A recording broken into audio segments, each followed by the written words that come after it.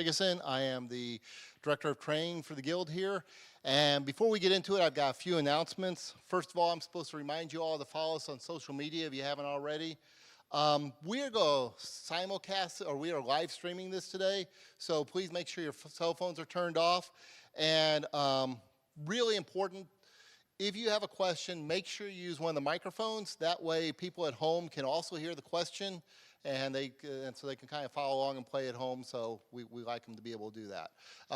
So we've got microphones over here, one in back, one over there. And if none of those work for you, just raise your hand and I will pass a microphone to you. So, in addition, I'm supposed to let you know you may be on camera sometime today because we're simulcasting this, so there may be a point in time where your image will be on camera. Curtis wanted me to let you know that if any of you would like to do laser training after the event today, he's going to be around. So would any of you be interested in getting laser trained today after this event? Nope. Okay, well, there you go, Curtis. I'm also supposed to mention that if you would like to get a t-shirt like this fancy t-shirt I've got on here, it's all colorful and everything, and especially if you happen to wear a large. Carol is going to be selling some t-shirts. Otherwise, Mike is going to be ordering some new ones very soon, and we'll have a wider range of t-shirts available. Also, after the event today, Toyohisa is going to stick around, and he's going to do a book signing. So if you want to get a copy of his book, he will be here to sell the book and also to sign the book for you. Or if you brought your own book, you can get it signed afterwards. So I am really excited about this presentation today. I don't know if you remember, it was probably about a year ago that William came to the Guild and presented about the Sugita method for using hand tools, for hand tool joinery. And then he came back in February and presented on it a little bit more. And then just recently, we are blessed. Toyohisa himself was able to come to the States, and he's actually coming for Woodworking America, but he said he wanted to come to this guild. He wanted to come and present for us. So Toyohisa's here, his wife Michiko, and William are all here to present on the Sugita method for hand tool joinery. And so without any further ado, I'm going to turn it over to you. Thank you.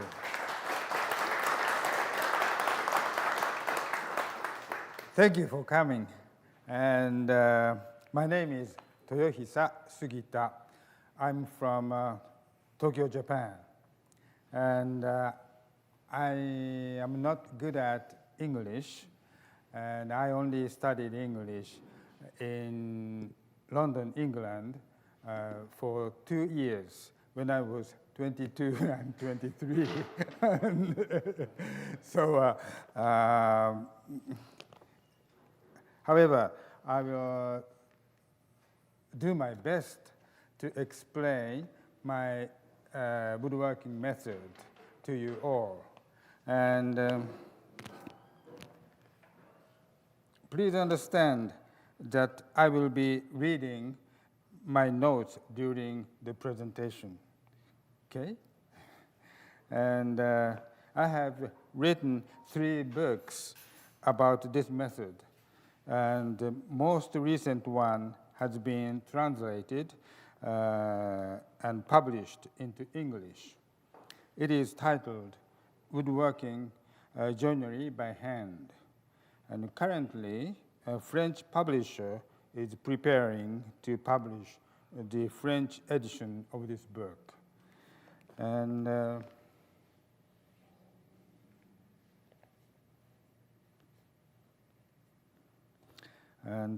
I'd like to introduce 2 people, Michiko and William.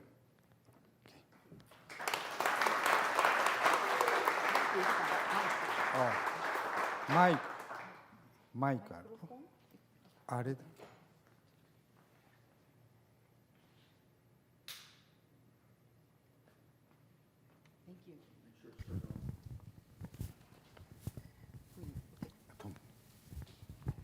Hello. I am Michiko. Yes, Michiko. In Japan, I'm working as a woodworking instructor in a home center called Unity. And there, lots of people have enjoyed this amazing woodworking method that we will introduce today. And this is my first visit to the United States. Yes, thank you. And I'm very happy to be here in the Kansas City and to see so many people. I'm very glad, thank you. And so today, together with Toyohisa and William, I will do my best to convey this amazing, wonderful Sugita's woodworking method to all of you. So please stay with us next 2 hours. Thank you very much. Yes, I will start. Good afternoon. Some of you I've met once or twice before at the demo and Skill Builder, and I'll operate under the name of the Woodworking Minimalist, and basically it's a partnership. We're a partnership with Mr. Sugita to help teach about his method. His saws and guides are now available, as you know, in the United States. But it's so exciting to have him here. And at the Skill Builder last February, I believe, somebody asked when Toyohisa was coming to the United States, and I didn't know he was going to come, or if he was going to come, when that would be. So it's not too far removed from that here he is. So this is very exciting, and I know he's anxious to get started. So thank you all for coming today.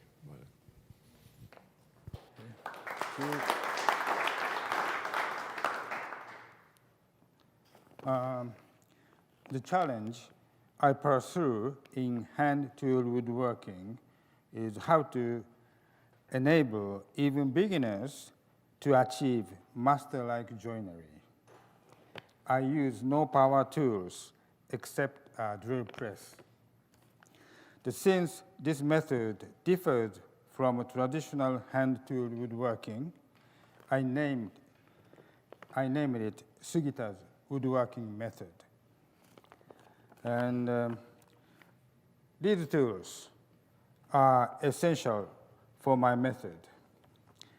Here's a brief explanation. And ripping guide.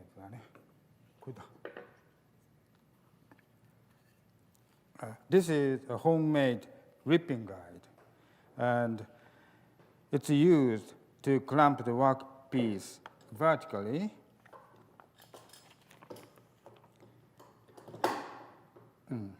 and guide the cut from end grain.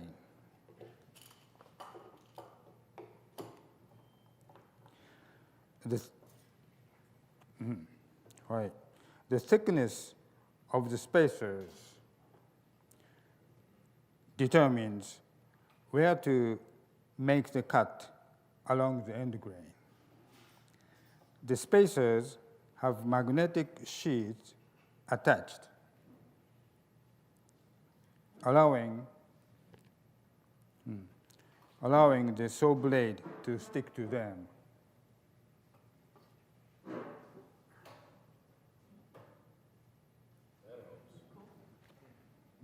ちょっと切ってみようか。Okay. Yeah. Okay. いいですよ。じゃあ次行こう。Cross cut guide. And this is a cross cut guide. A fence positioned on the back side, perpendicular to the magnetic sheet surface. 反対だ。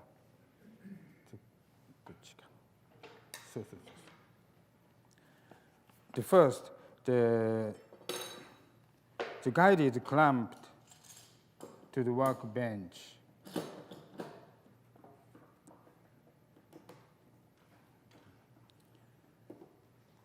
Okay. Then the workpiece is clamped under the guide. これでもいいよ。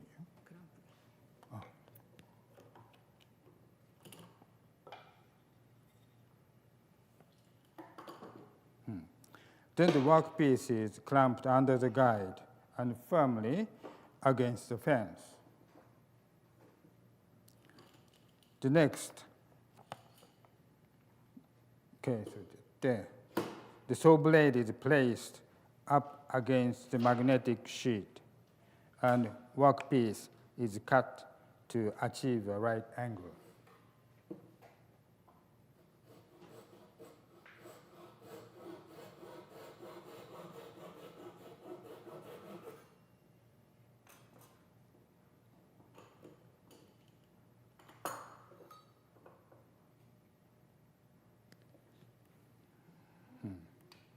So,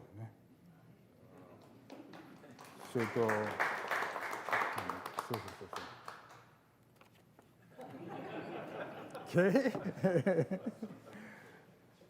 And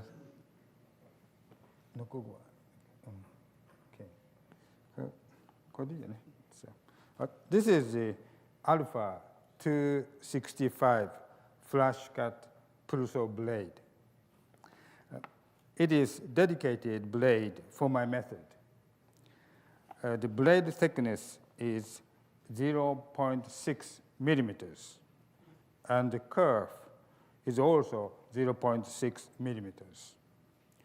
The reason I use a blade without sets is not only to avoid scratching the magnetic sheet, but also to achieve more precise cut. I will explain this later in more detail.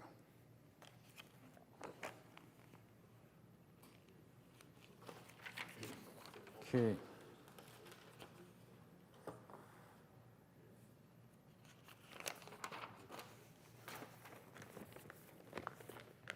Yeah. Rabbet joint.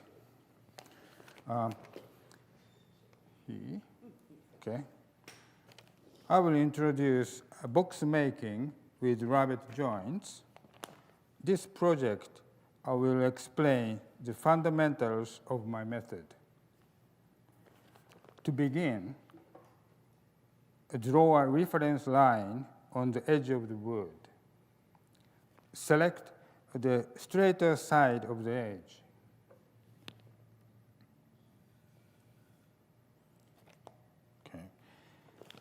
Use a crosscut guide to make a right angle cut on the end of the workpiece.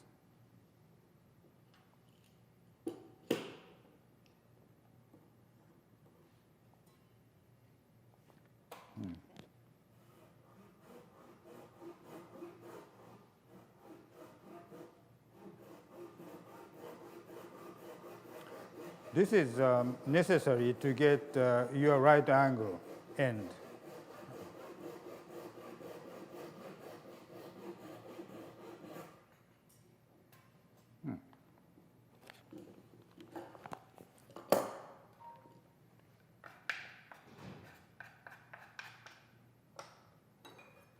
Remove the burr and check the angle. Okay. Then cut it in half.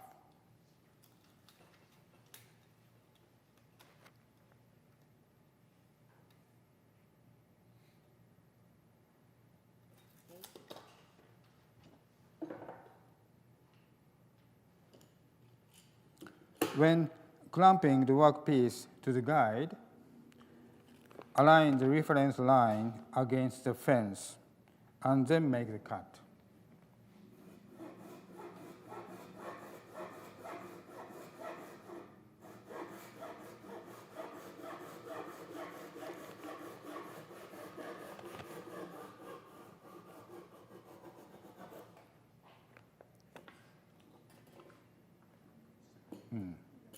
Okay, and watch the video for clamping the workpiece. Here are some tips for clamping workpieces to the crosscut guide. Hold the workpiece against the fence of the crosscut guide with your hand. Place the clamp on your fingers. Lift the clamp and place it against the workpiece. Lower the screw part of the clamp from above and tighten the screw to secure the workpiece. Yeah. So important thing is hold the workpiece and clamp like this. Okay?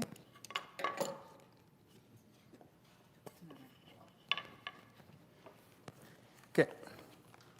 Then the next, cut out 4 sides. It's important to cut them in pairs to the same length by using the length stop. That is the length stop. Okay, and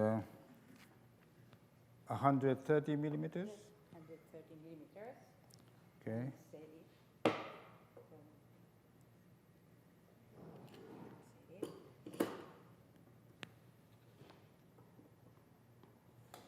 Then set the length stop to the end grain. Then clamp it.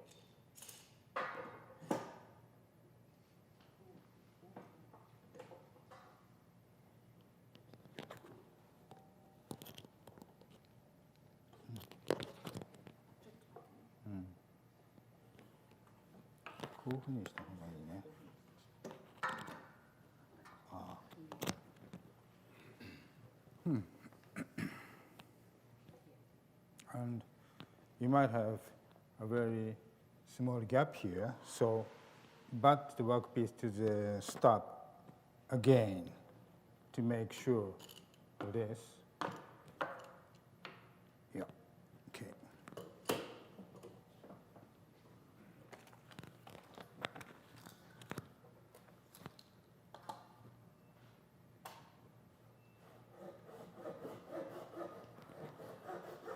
She's cutting the length of 130 millimeters from here to here.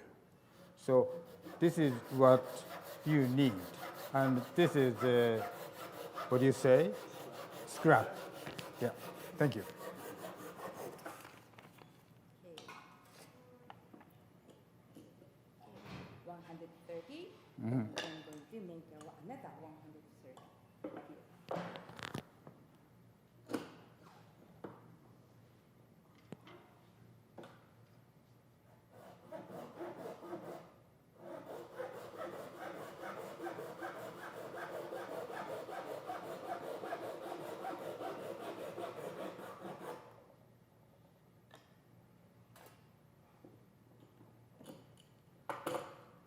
Remove the burr.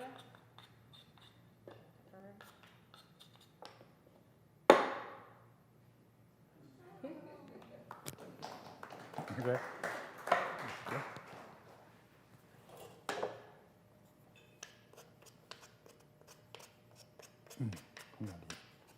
Would you like to feel this?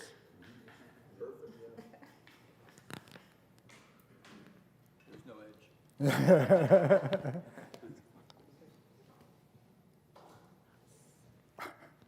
Okay. So next, I'm going to make 100. 2 pieces of 100.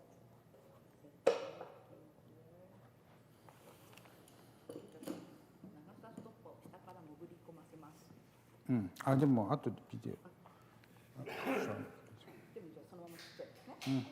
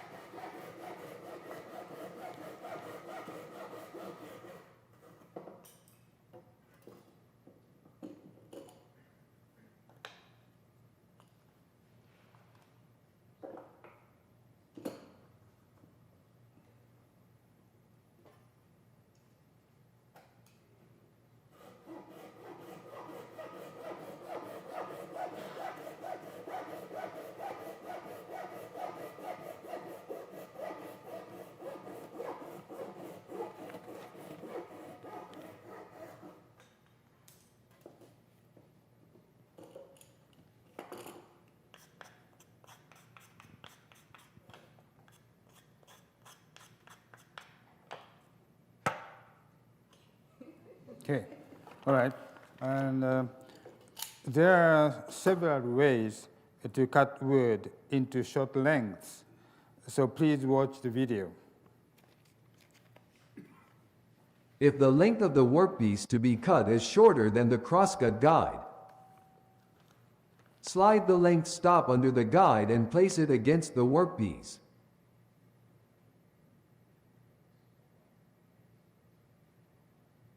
If the length to be cut is even shorter, use a wooden block as a stop instead of the length stop.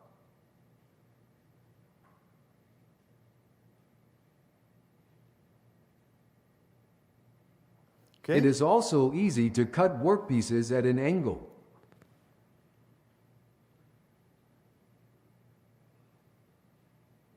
Yeah.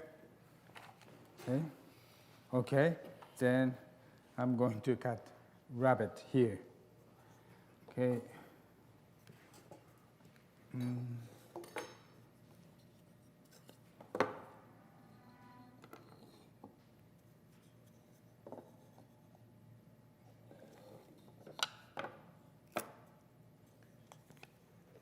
I'm going to cut rabbets on short pieces.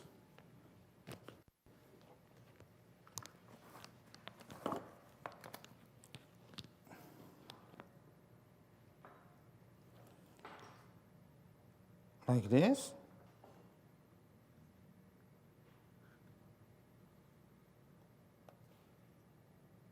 Okay.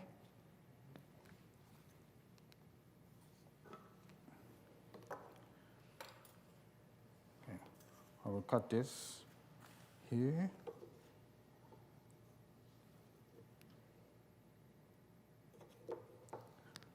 Oh.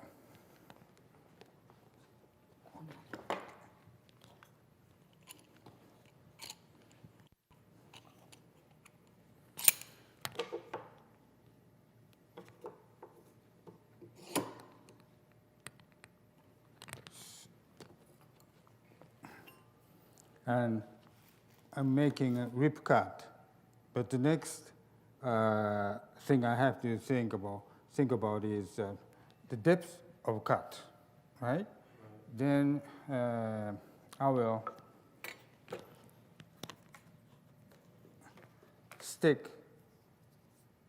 attach this stick onto the saw blade like this. Then this can stop cutting. So you can get a very exact depth of cut. Okay?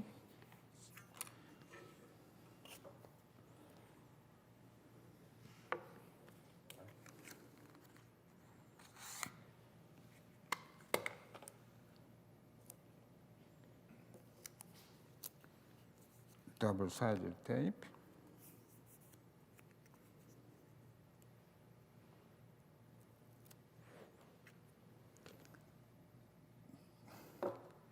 So the depth of cut is the same as the thickness of the workpiece, right? Okay, so I will use this as a spacer.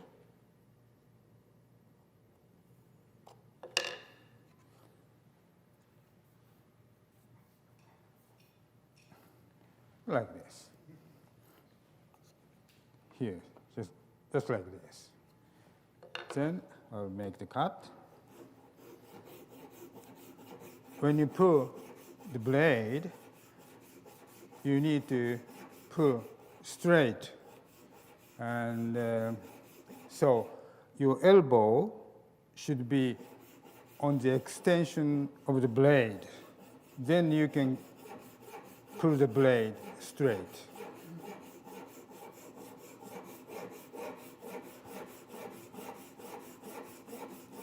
And if you want to pull the blade with both hands, you stand right in the center of the blade, then pull. But if you do that one hand, you'll have to have a kind of room here to the shoulder moves back and forth like this. So you just stand like this. And the posture is very important.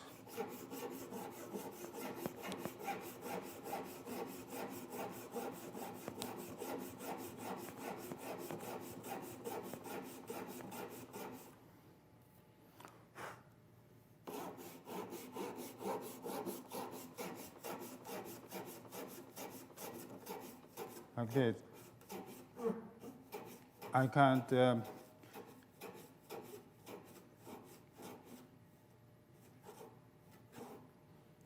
can't sew anymore, and the stop is working, so it's done.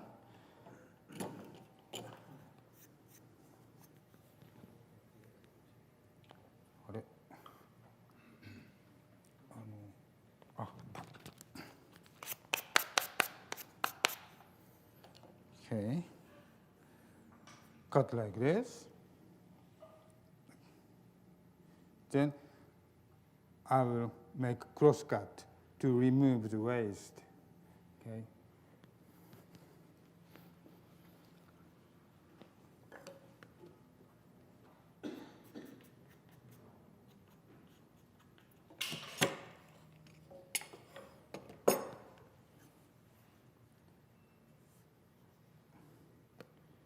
And where to cut is the same as thickness of the workpiece, like here. Okay? So I will set the workpiece here, and also I will set the piece here and make it flat.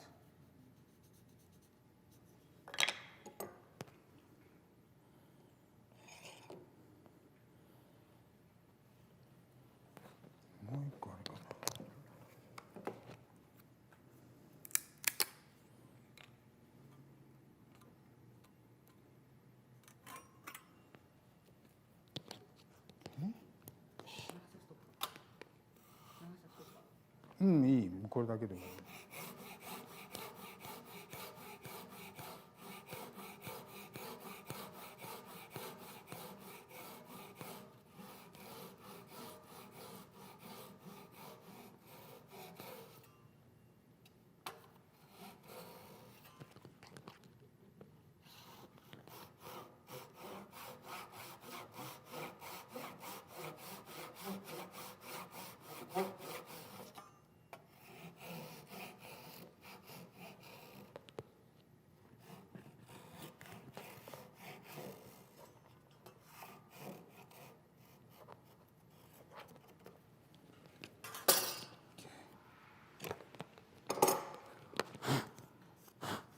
Like this.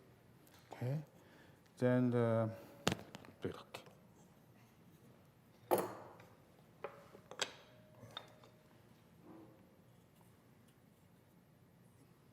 comes like this. The rabbet joint is complete. Okay.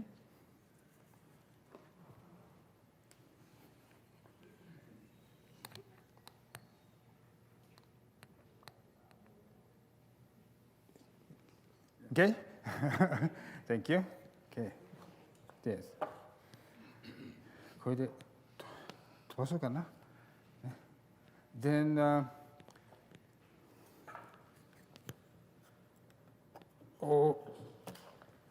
rabbet joint will be like this. You cut the rabbet both ends here. Then after this, you need a bottom grooves. This, and I will cut the groove with a plow plane. This is Veritas small plow plane, and I think I have the blade. Blade width is 4 millimeters, and okay. Did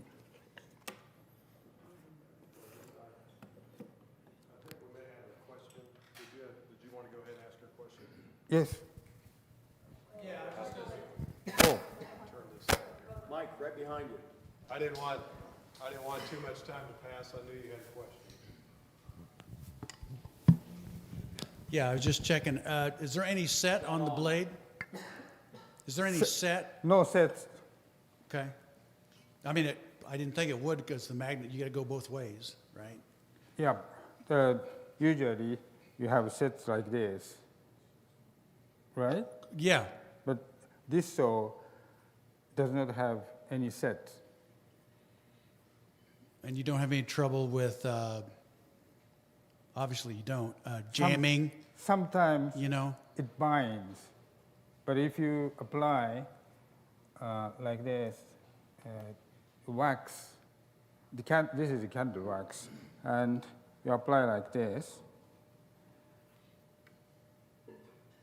then you can cut it. Right. All right. Can you cut inch to 25 to 50 millimeter thick boards with it? 25, thick, yes, Okay. And it won't grab, it won't stick. no. And also, another trick is when you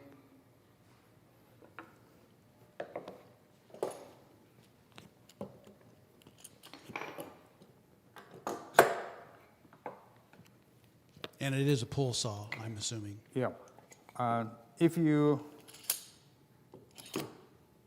it binds while you cut like this, then if you press here Right.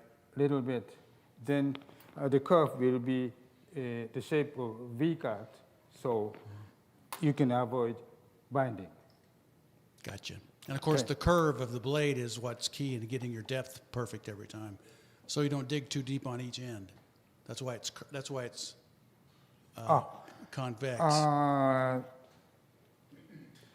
The saw maker explains that when you cut a piece, only the saw blade contact one point, so it's easy to pull than the straight one.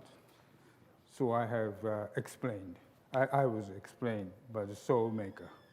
Makes sense. Okay. Thank you. Thank you. Then what I'm doing, yeah, right. Grooving. Okay. I have. This is a metal fence with 2 rods, but I added wider auxiliary acrylic fence here.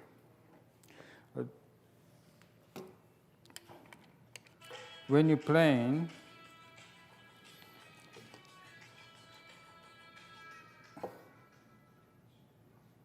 it stabilizes it. It stabilizes the plane like this. So when I cut groove, I will use this edge. I will show you this double-sided tape here.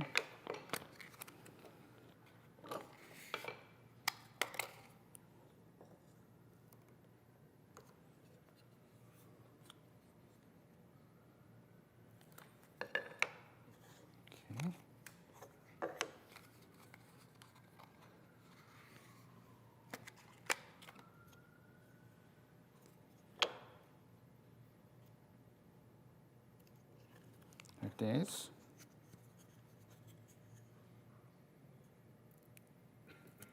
Then, yeah.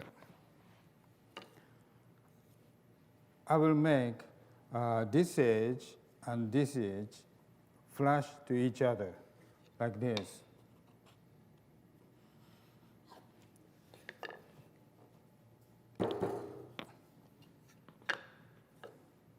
Oh.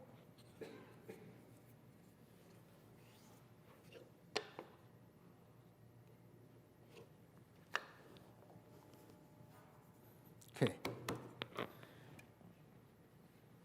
Then set the fence like 5 millimeter away from the edge.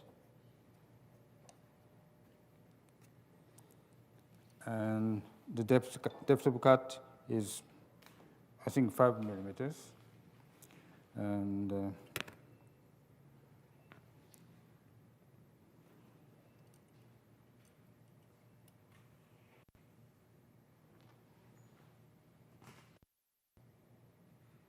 okay.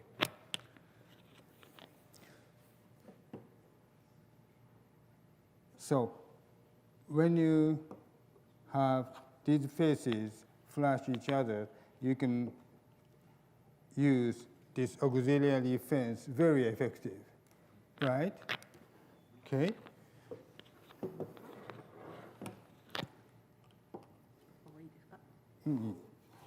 Then I will cut like this.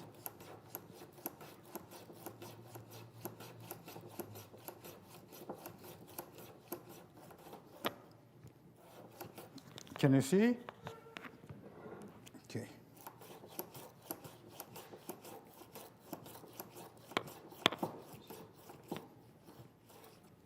Like this.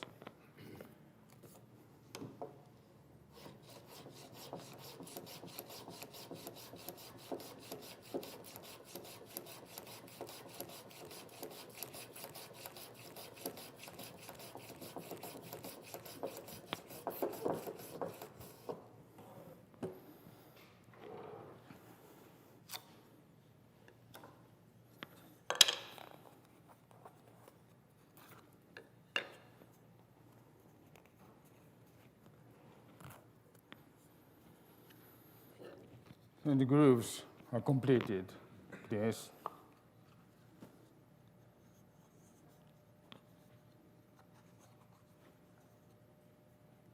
Come like this. Okay? Okay. Thank you.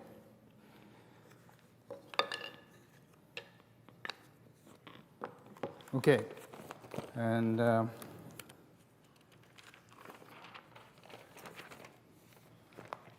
I would like to go for the half lap joint. Yeah, that's right. Thank you.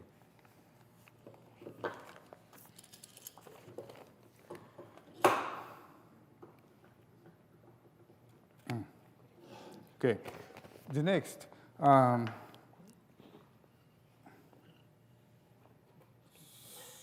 lap. So.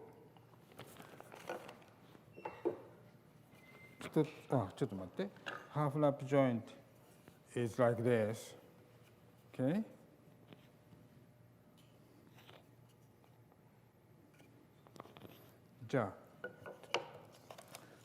Then I will cut a half lap joint. こちら側に切り込んでいいんですか？もうちょっと厚いのある？The thicker one. The workpiece is thicker. I will use thicker spacer. But I don't know if it is just half of the thickness. It's not. But you can cut and complete the half lap joint with this. Okay, じゃあこれを Okay. And I will cut a half lap joint. And I believe the most groundbreaking invention in my method is the ripping guide. Until I discovered this method over 15 years ago, I had never seen a rip cutting jig for a hand saw. The key feature of this guide is that the spacer and the guide body are precisely parallel.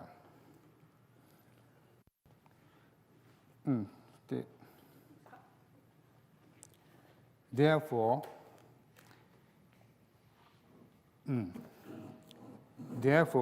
in theory, the curve created by the saw should also be parallel. Okay, just go to stop here. However, this did not happen in practice, as it depends on the performance of the saw.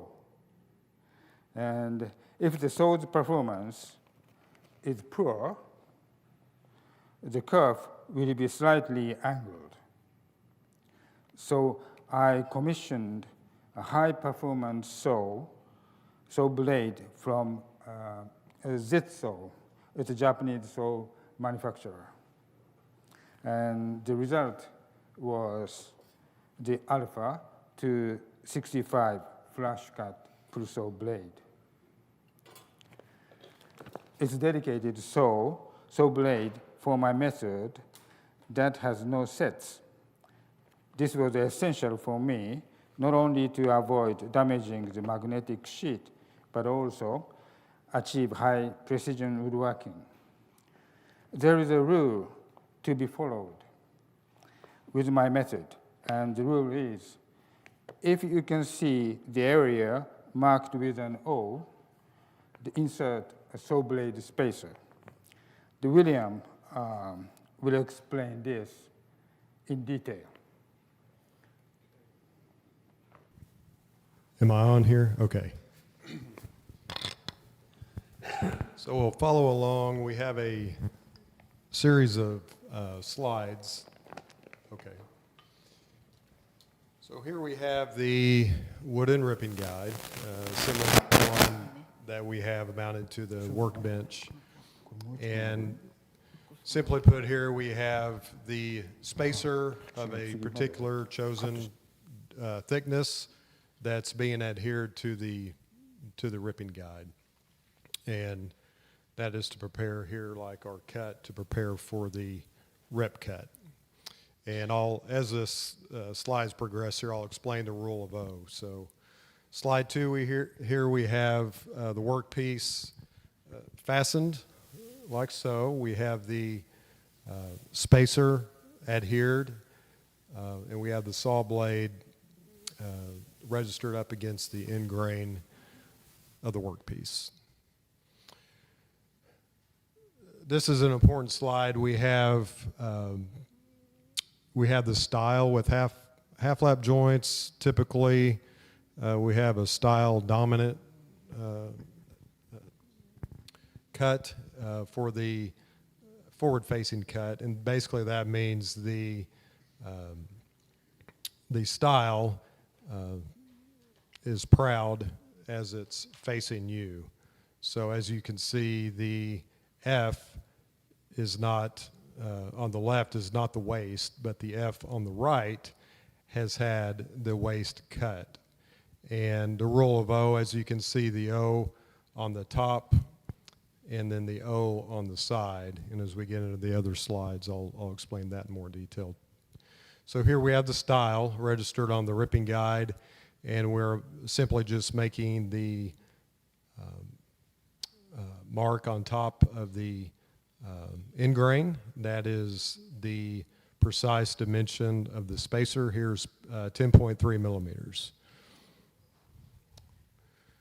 Here's how we mark our wood. The style dominant marking is for the style. We have O in the front and we have X in the back. The X is our waist, and that's the part that you see was registered this side up on the ripping guide when Toyohisa and Michiko did the RABBET cut. On the right, we have the rail, and it is X in the front, O in the back.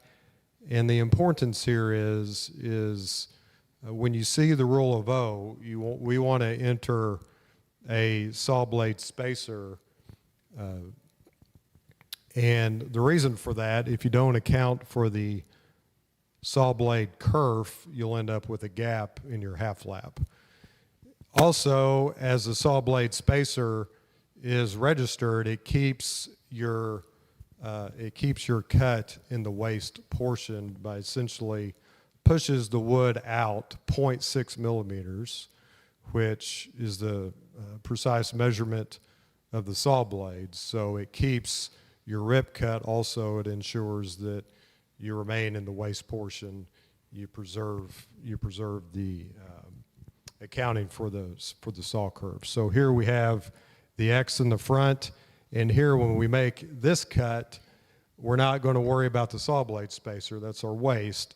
So we're going to proceed with our first cut when we go to the next slide, which will be the precise width of the adjoining half lap workpiece. So typically, you've seen Toyohisa apply the depth stop with the popsicle stick. You could use that here. One's not applied for this picture purpose, but the cut here is going to be basically about the thickness of this wood, and you could also mark on the side and eyeball it down to the sides, but typically we use a depth stop. So this is where, if you forget your saw blade spacer, this is the style piece O marking out. This is the piece of wood that is entered on the ripping guide, fastened, and this is it fastened without the saw blade spacer. So this is the step you want to pay close attention to. Notice we face the F's on both pieces of wood out. They want to face out on this side of the ripping guide. They want to be visible on both pieces. Next slide. So here we have the saw blade spacer entered behind the workpiece, and you'll see these embedded magnets, and basically what you do is you enter your saw blade spacer here, and typically you're not going to have a grip on it, so it's not going to slide off. You fasten your workpiece over the saw blade, and you can see on the last slide, it's important to notice, previous slide please. See how the where you're going to register your saw, it's going to be in the X part. It's going to be behind the line. So that's most essential, because that rule of O is going to ensure, again, your kerf is going to remain in your waist portion. It's going to account for the saw blade kerf. Next slide. And you proceed with your cut, and this is your style. And basically, when you finish your half lap at this point, you're going to have a very close to perfect, if not perfect, application for your half lap. So that's the rule of O. If you see the rule of O, you enter a saw blade spacer, and that application applies to many of the joints that we cut: mortise and tenon joint, half lap joint, mitered half lap joint, BRIDLE joint. And I believe, any questions on the rule of O? Okay. Pretty simple. If you see the rule, if you see the O, you enter your saw blade spacer.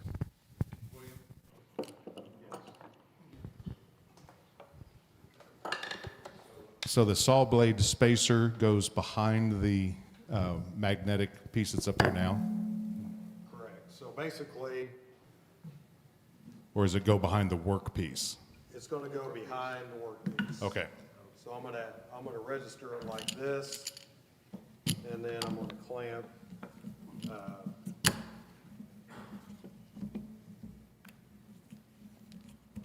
It's gonna look like that. Pushes the wood out, keeps it in the waist.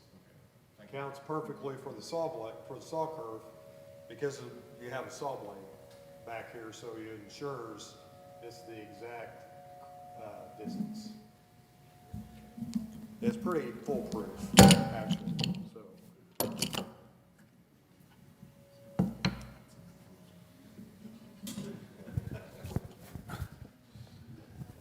Okay.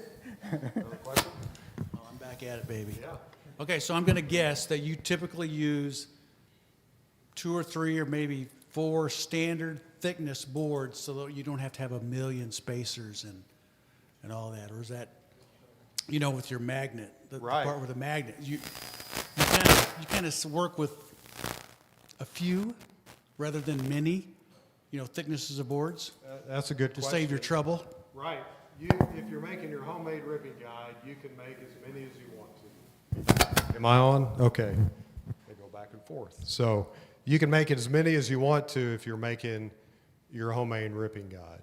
So we have basically a piece of particle board here, plywood that ensures it's flat with a magnet adhered. With the aluminum ripping guide, if I could, this is the aluminum ripping guide that I demonstrated with. Put my mic down for a moment. It comes with a saw blade spacer kit, and basically what we have is a variety, 5 millimeter, 3 millimeter, 0.5. We have a 0.6 metal spacer because you can use that when you're cutting spline joints to account for the saw kerf, and basically it's registered here, and then you pull it back out.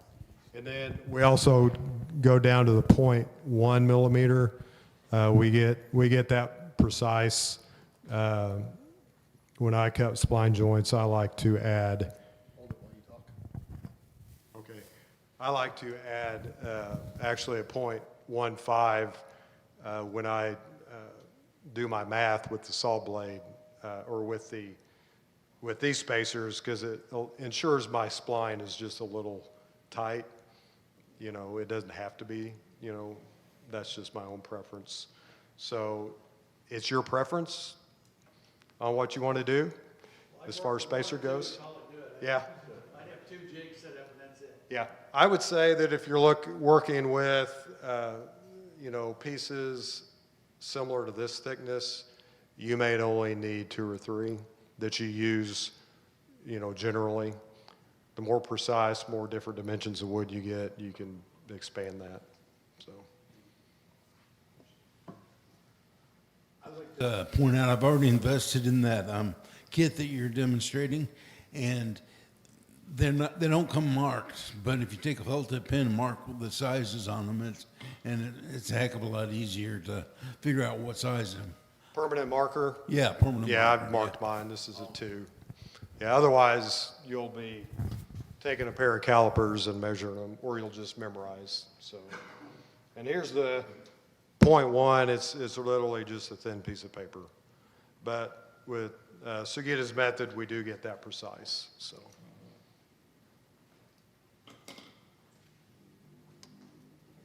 Any other questions?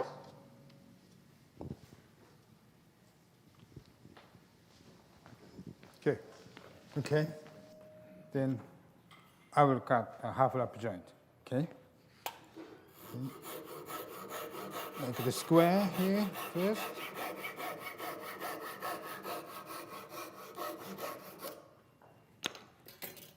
Okay.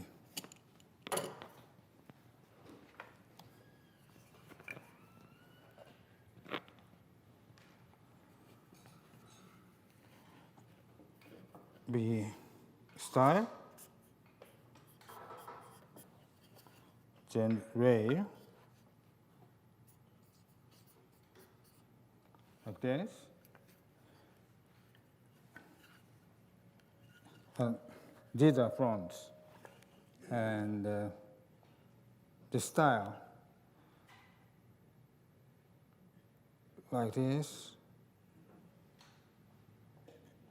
This is the waist part, and this is necessary part.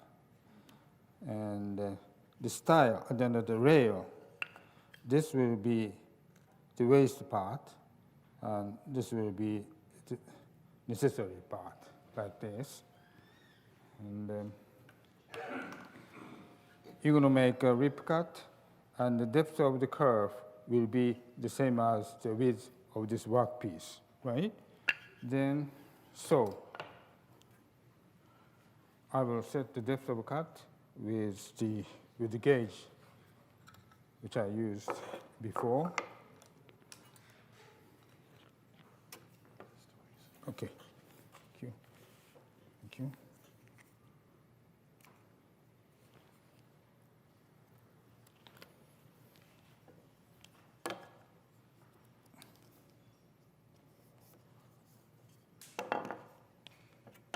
like this.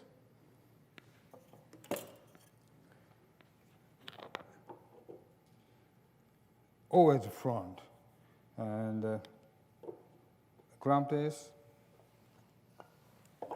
the front, and clamp this, okay? Now I can see the waste part here. So I don't use a saw blade spacer. And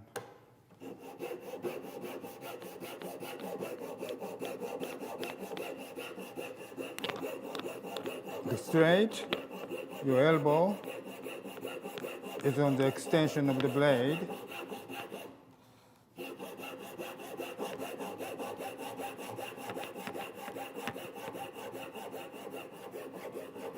I always put my, it is a point finger, yes, on top of this, the handle, to just press down a little bit.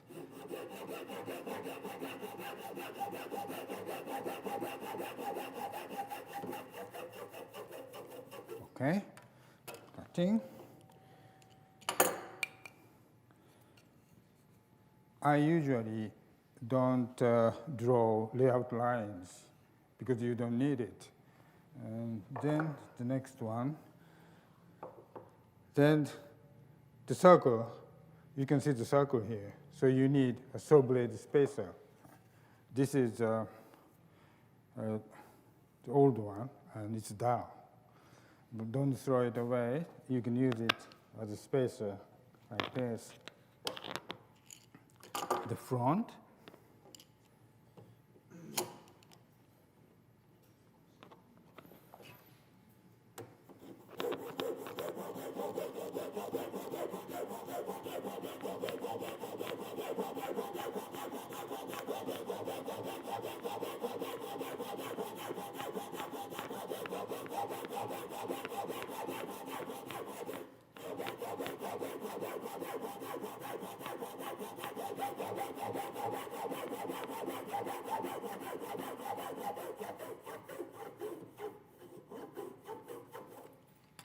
Okay.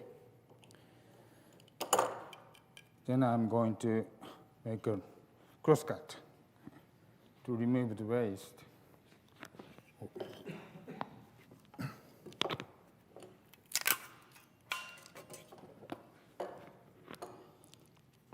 Yes. And where to cut can be determined by this, like this.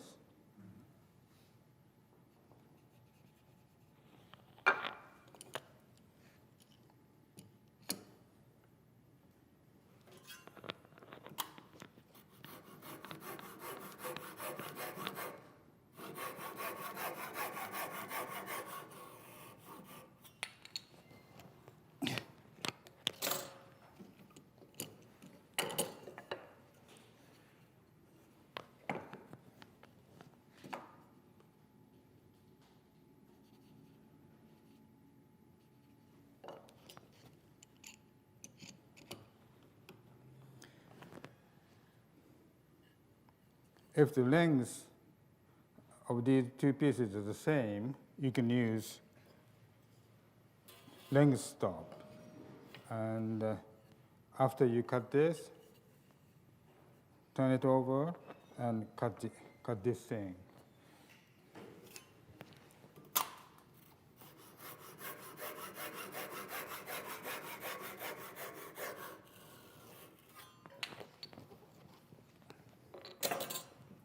Okay.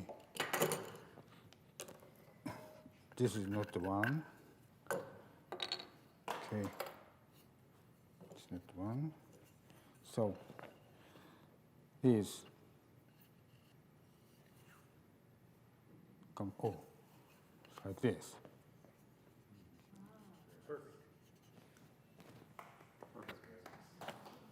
Okay.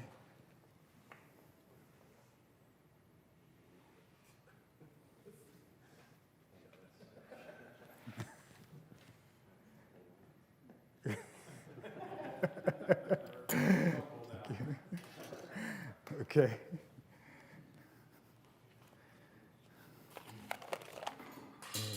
ブライドルジョイントこれか。1個だけ？こうか。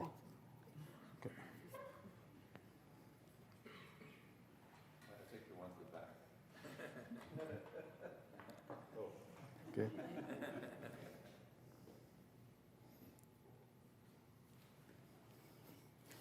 Okay.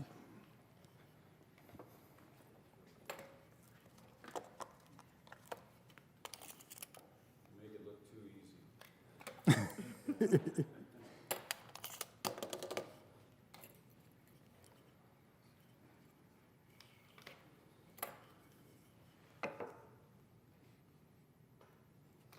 Okay. Okay. The next. Yes, thank you. Bridle joint. Bridle joint is this one. Okay?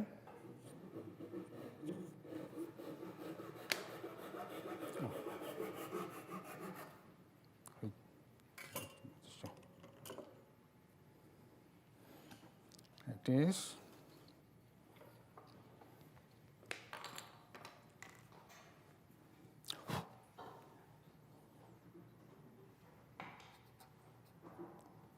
Style,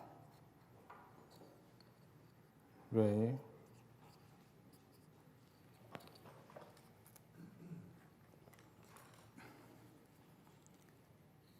like this.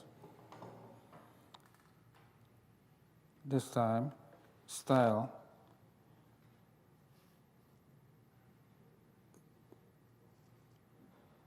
divide into 3, and the center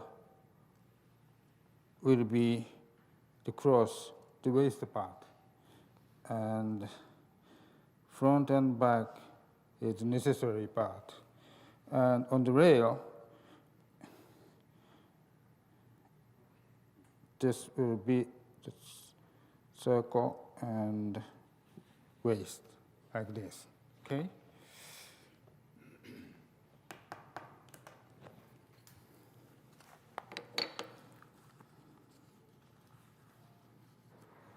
Okay. Then I will set the depth of cut. Okay.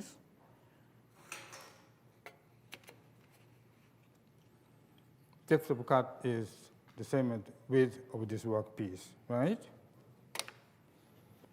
Okay.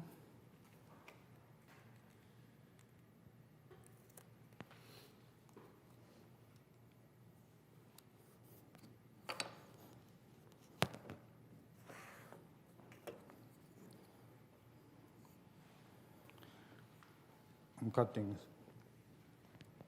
style first. No.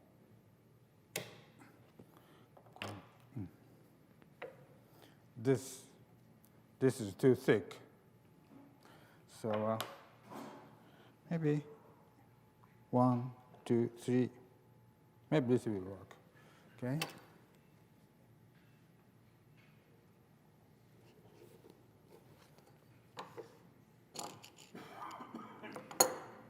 So in front of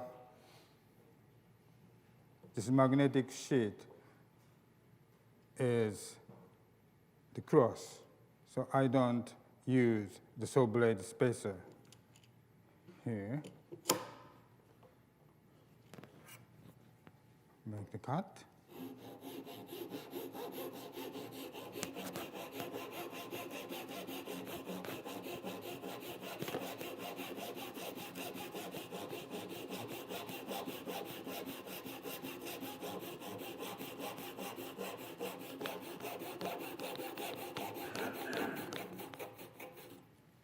Okay. Then turn this over and clamp this.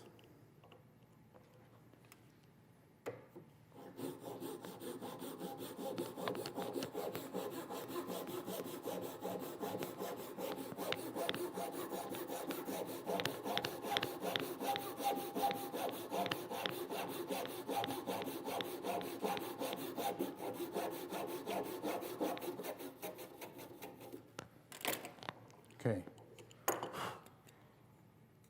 I made 2 curves here. Okay.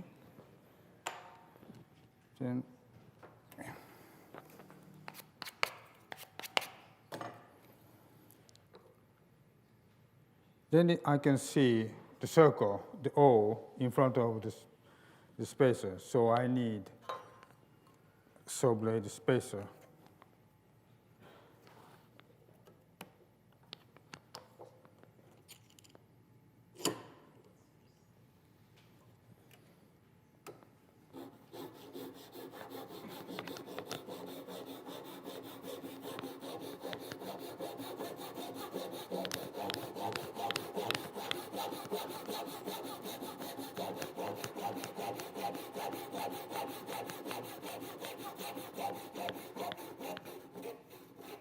Okay.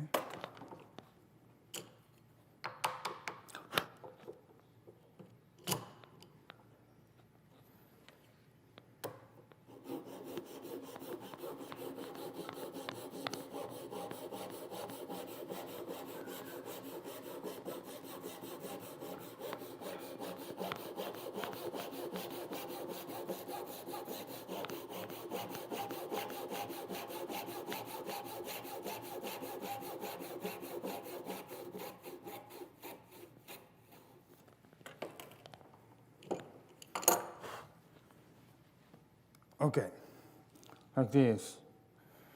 Then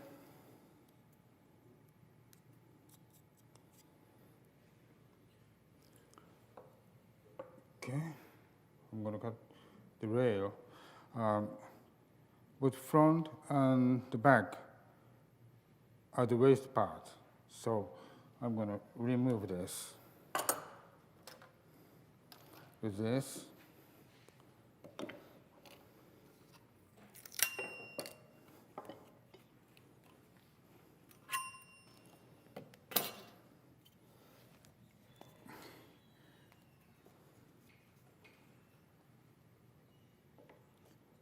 I use this as a gauge.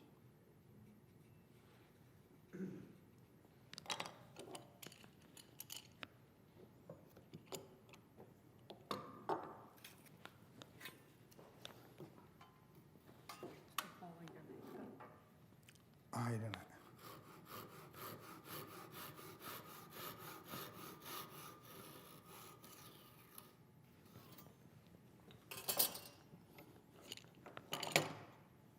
Ah, ごめん、いるんだった。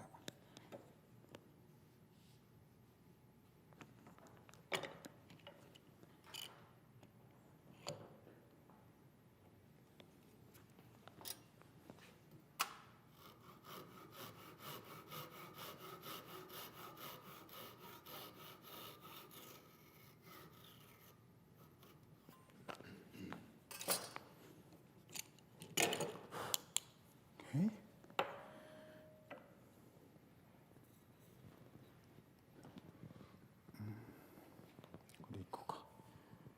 I'm going to remove the middle part. And this time, I need to scribe line.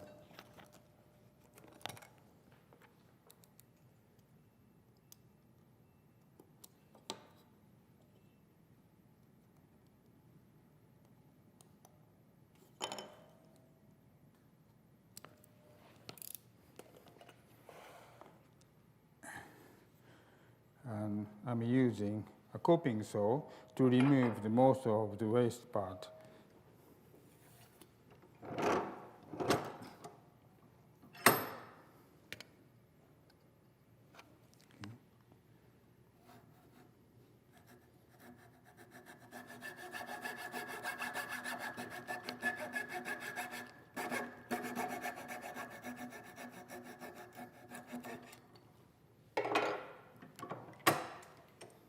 Okay. And yeah. Okay.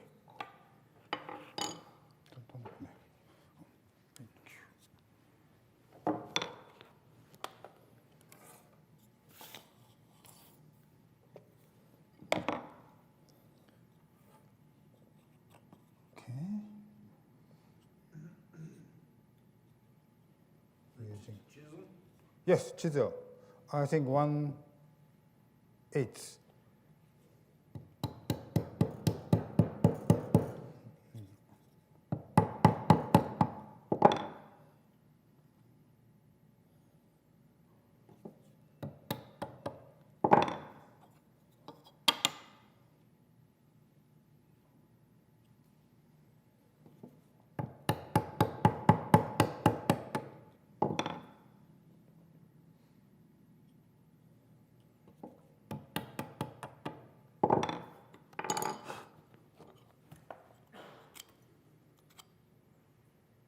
Be all right.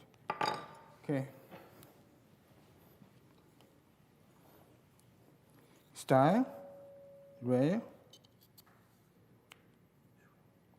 like this. Oh, so I have to tell you this.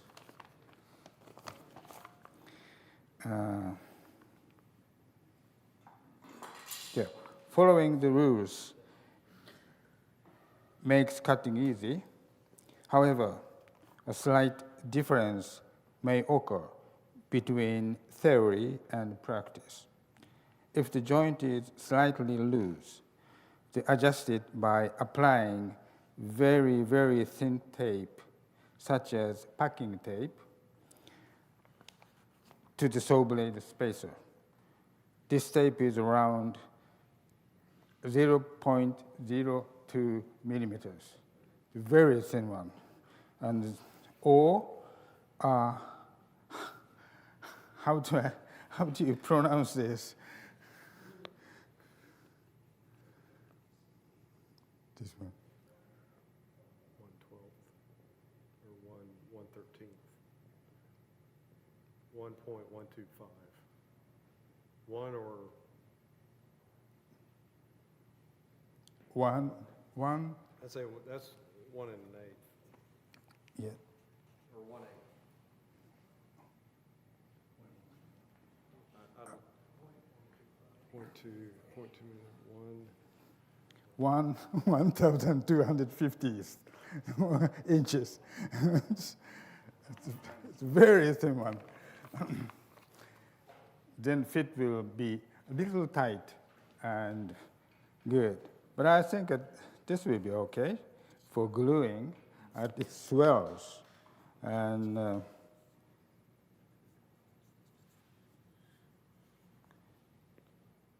the very, very little gap here.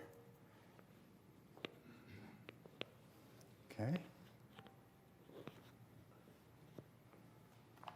So it's very easy to cut the bridle joint, and you could know the performance of this saw you are using. The performance is poor, then the rip cut make like this. And the joint will be very tight. So this saw is okay, but there are several flash cut saw blades on the market. And most of them, I have tried, I think all of them, the flash cut saw blade, but they are all cut like this. That is the reason I asked them to manufacture this blade. This is very good. Okay.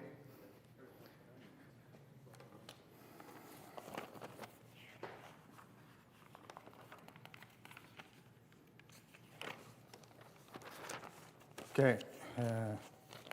Demo number 4, the accurate guide. Okay. The accurate guide is okay.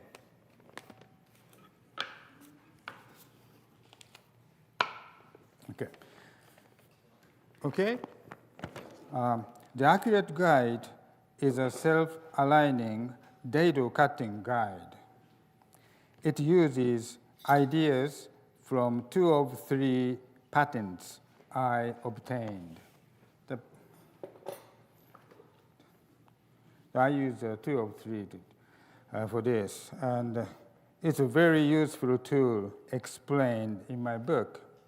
and I will demonstrate it by cutting a dado joint. Then Michiko will cut a cross half-lap joint using this patented function with the cross-cut guide, with that one. So I will first cut a dado joint.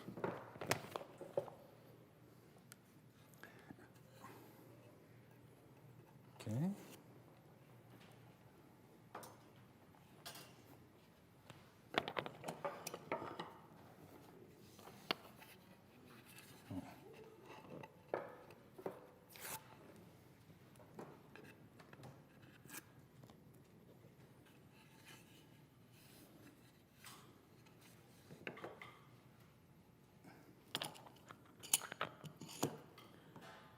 First, I will make a right angle cut.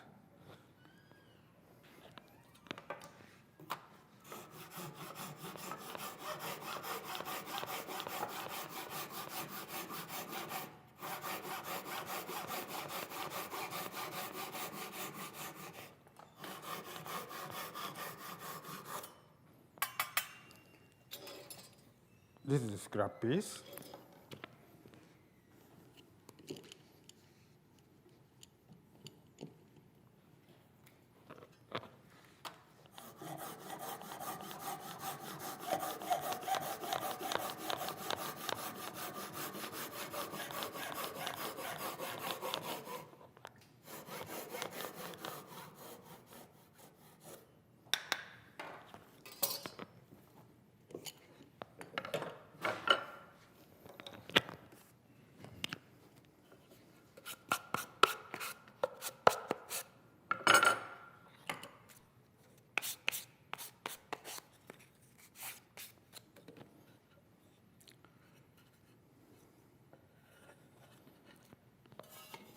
So I will cut, do you say dado groove? Yeah. Dado. Here. Like this. Okay.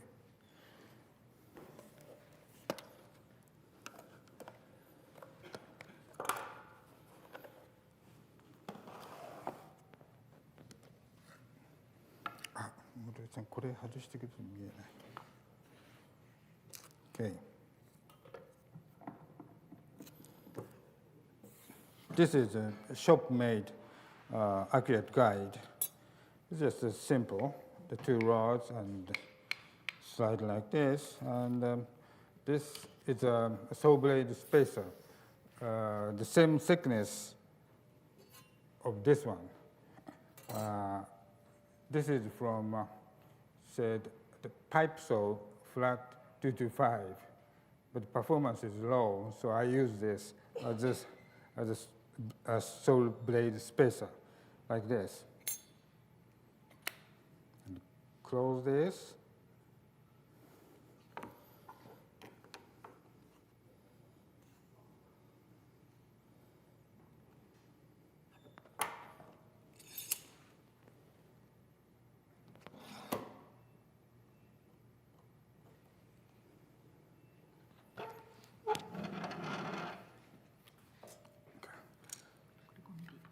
Okay, I will set the depth of cut. I'm cutting like this, so I will put the stopper here, this side, like this. And the groove depth will be 5 millimeters.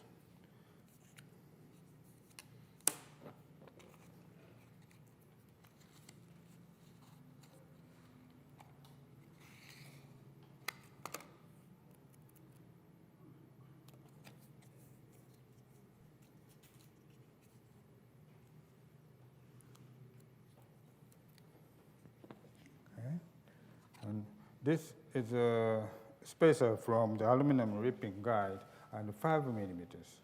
So I will use this as a spacer like this. Then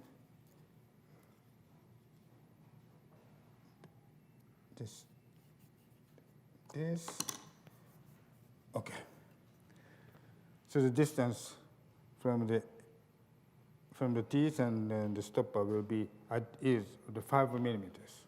Okay. So I will make the first cut.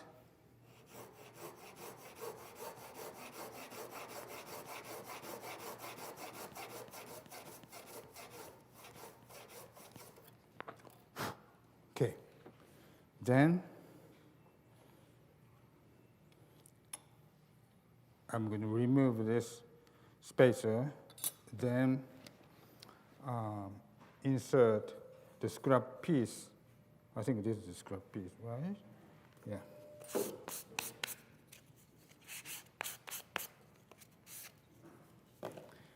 Insert this into the accurate guide, like this.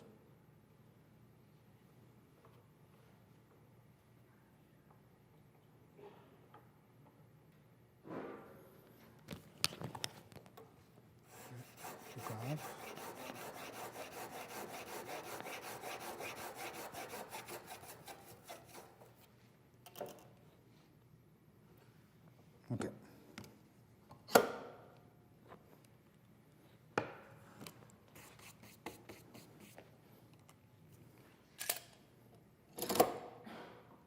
Also, I'm using a small router plane to remove the waste part here. So I will set the depth of cut 5 millimeters. I'm using this one too.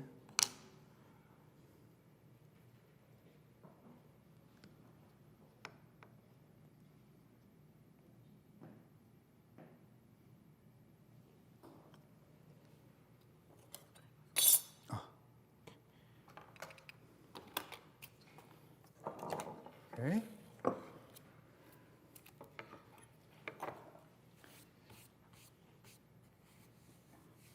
To remove the waste part easily, I will make several curves here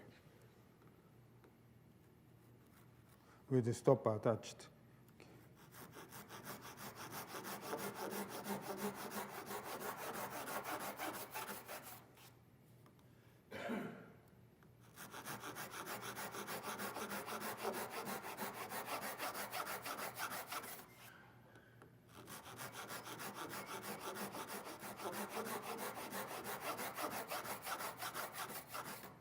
Okay.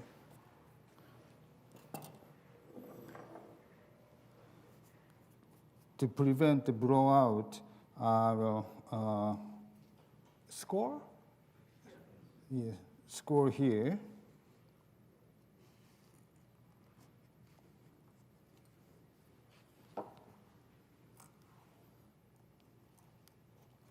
Okay. Then to remove this, I will use a scraper.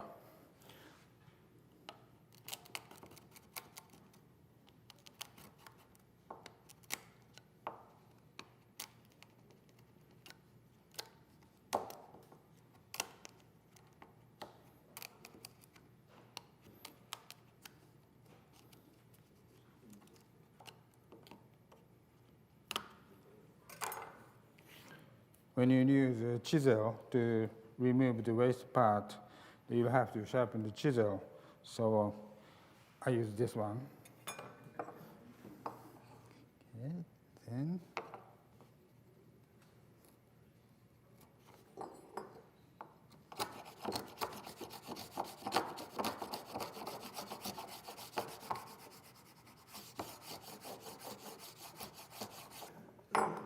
Okay. Then this is the piece.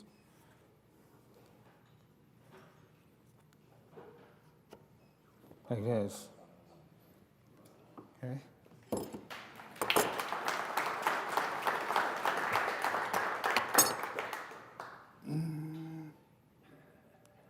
Yeah, okay. All right. This is the accurate guide. And, okay. Then she will be cutting the cross half lap joint like this with this crosscut guide. She's not using this one.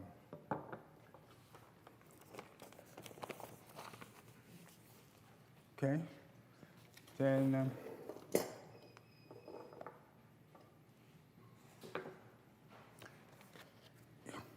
thank you.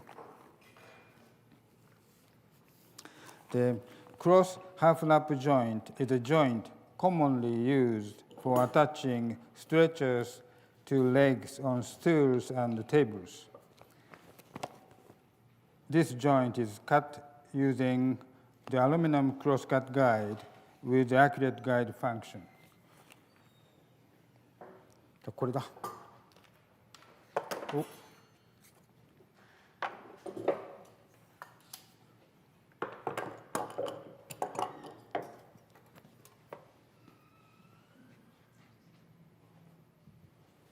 So I'm going to make a half crosscut joint. These two pieces, like, using the crosscut guide, aluminum crosscut guide, and using the function of the other side. And write some diagram.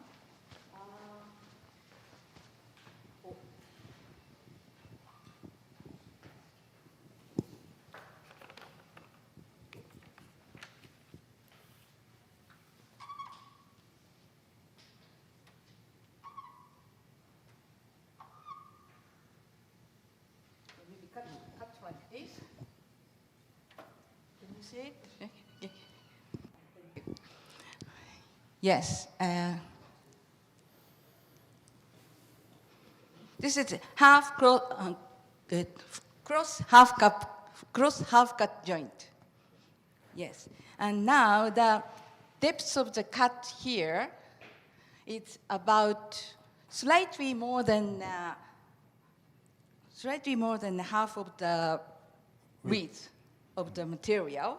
So in this case, that will be 23 millimeters, like 23 millimeters here. So I will use my scriber gauge. This one is my scriber gauge. You see that? The Japanese one, my favorite one. So 23, set the 23.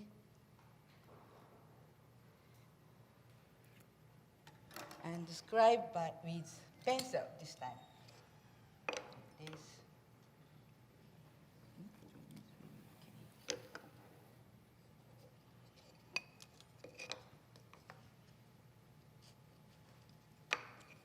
I will score it later on. This time just pencil. And then I calculated the first cut position here.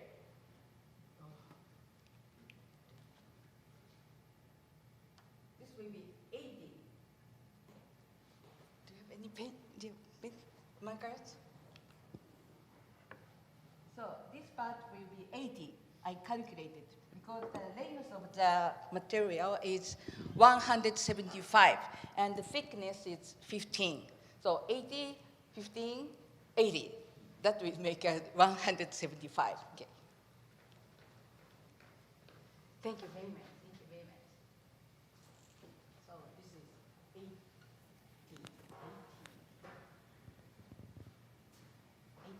80. So, to my scriber gauge, set 80 of the place of the first cut position. 80. Then I move to the crosscut guide here.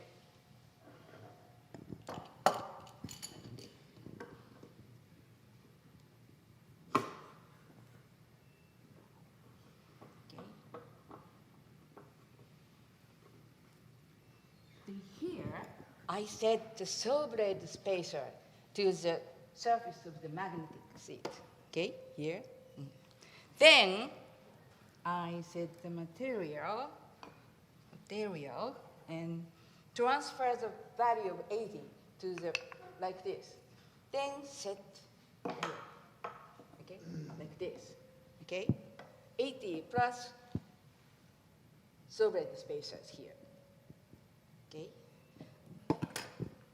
Then clamp it. Then remove the solid spacer, okay? Then make the first cut.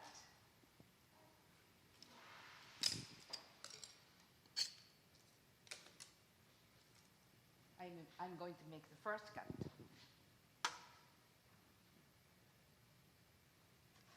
But it is not necessary to reach the pencil line. I will extend the curve later on.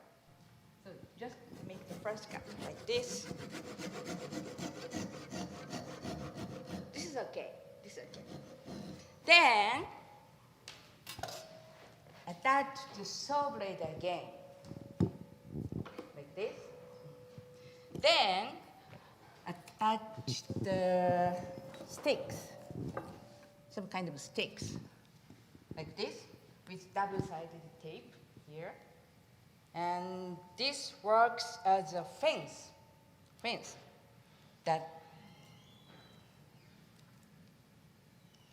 against the workpiece, okay? Clean it, always clean it. Then attach the stick to the solid spacer, okay? So remove the solid spacer here, okay? Then, now,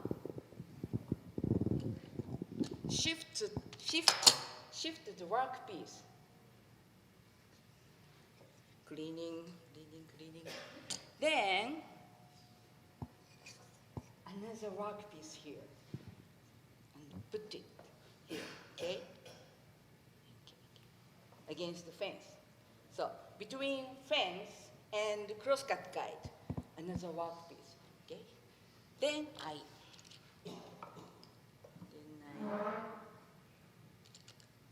clamp it.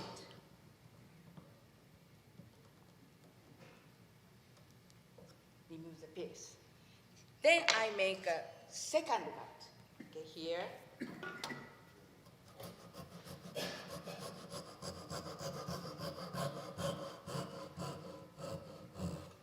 Yes, this is it.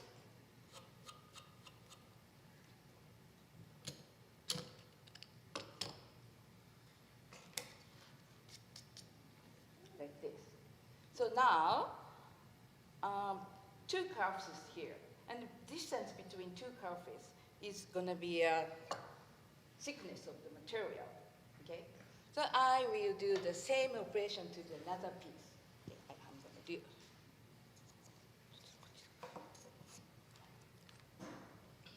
First, solid spacer to the crosscut guide, then transfer the 80.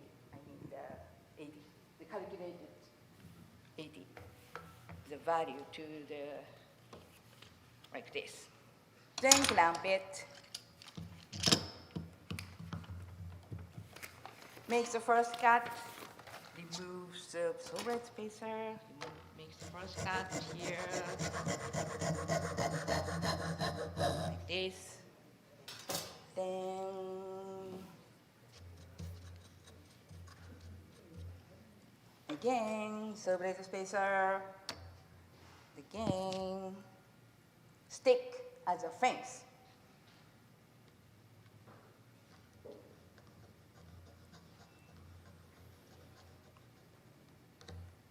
Remove the solid spacer and shift to the workpiece.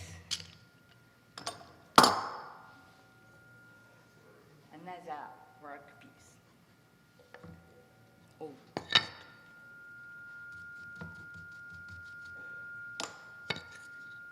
Like this, then clamp it. Oh.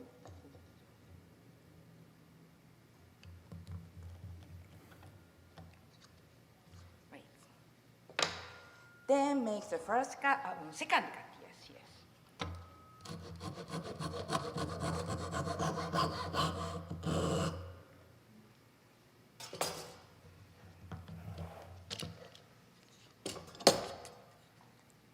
So two curves here. So next.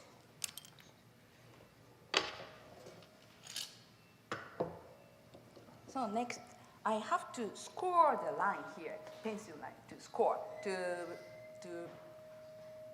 blow out, to prevent the blowout. Right, yes. So again, 23 is valid to my scriber gauge.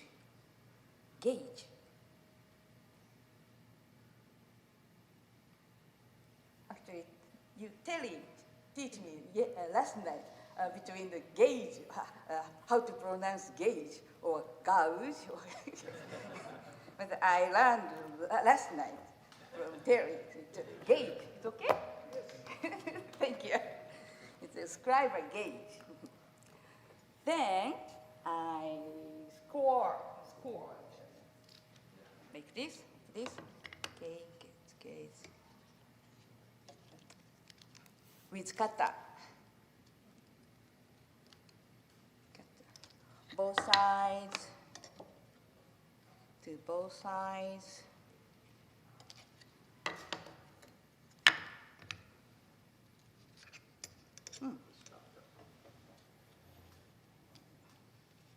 This is very convenient tool, yes.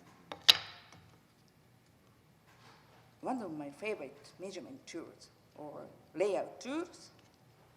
Okay. Then I have to remove this part. But before that, I have to extend the curve to that score line, okay? So maybe this, what do I go? So move to the bench vise here.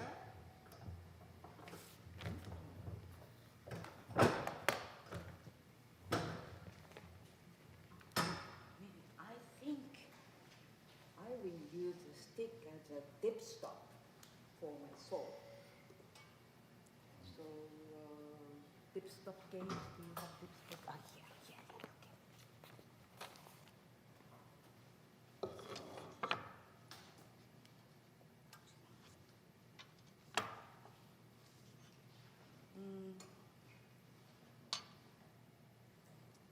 Dipstop gauge to 23, so I can set the dipstop here, like this, like this.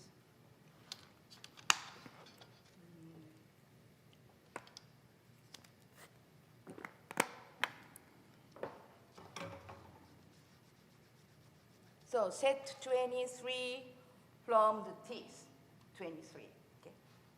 So extend the curve here.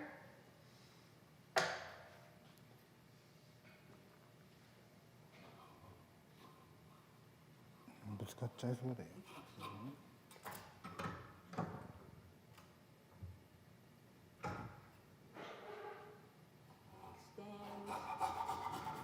It's okay. So now, what tools do you think I'm going to use now to remove the waste? Copy saw? No.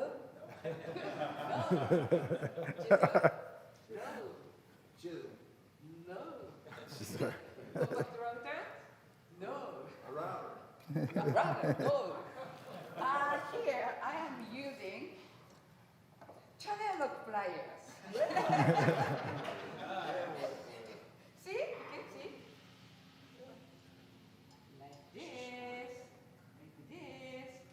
Then, this is from Wheel. In Japan, I call it water pump plier. Thank you.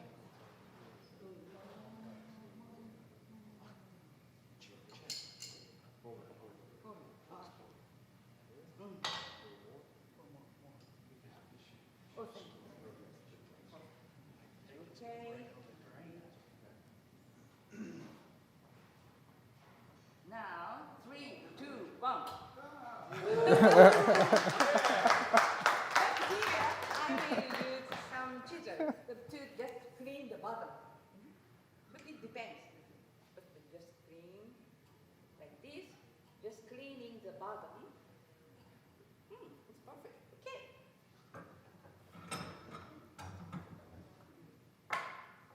This is an same operation to this one piece. Okay. First, extend the curve. Okay. So simple. Oh. Then channel of pliers. 3, 2, 1. Okay. Then clean it with chisel. Clean it up. Just chisel.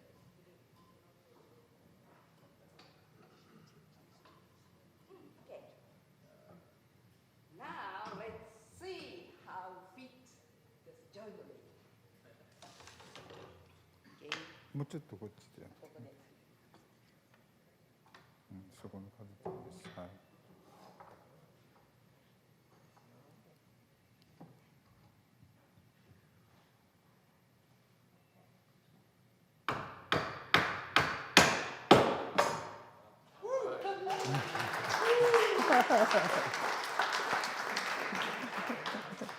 It's so simple. Only beginners can make it with this Sugita method. So I like it very much. Yes. Oh, yes. Oh. This is a close half lap joint. Very nice. Thank you.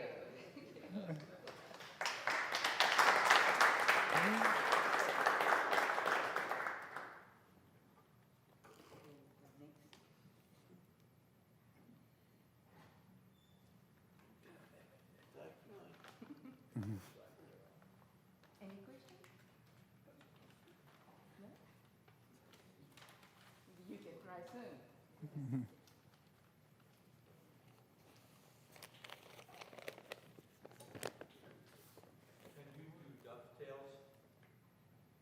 Yes? Just got to change the angle of the, Oh, yes. Do you have? The guys you get? Yeah.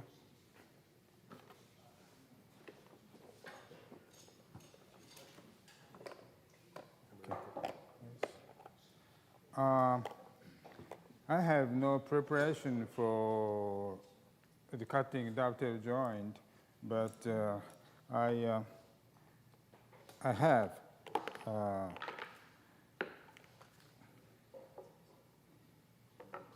small guide here, and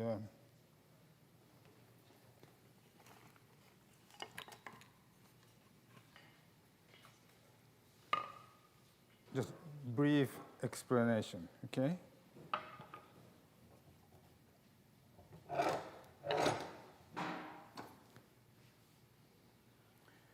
Magnetic sheet, and 1 to 6, and when you cut tails,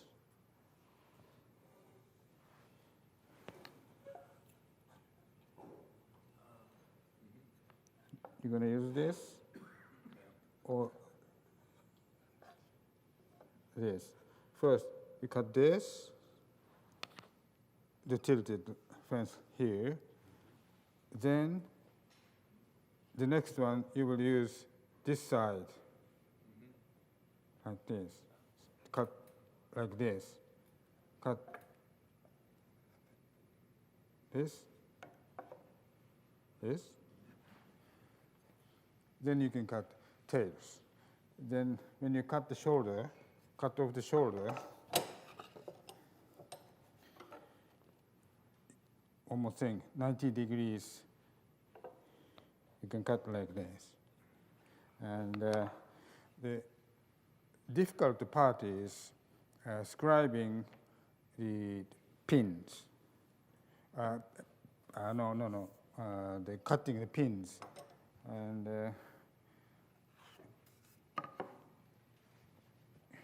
here. Right.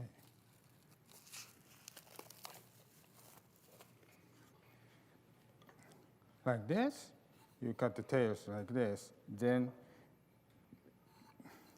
you transfer the shape of the tails onto the pinboard like this.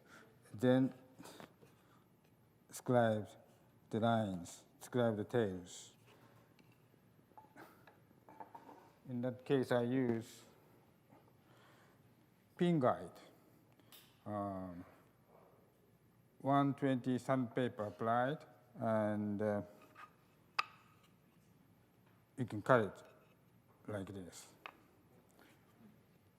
In that case, I will use this one.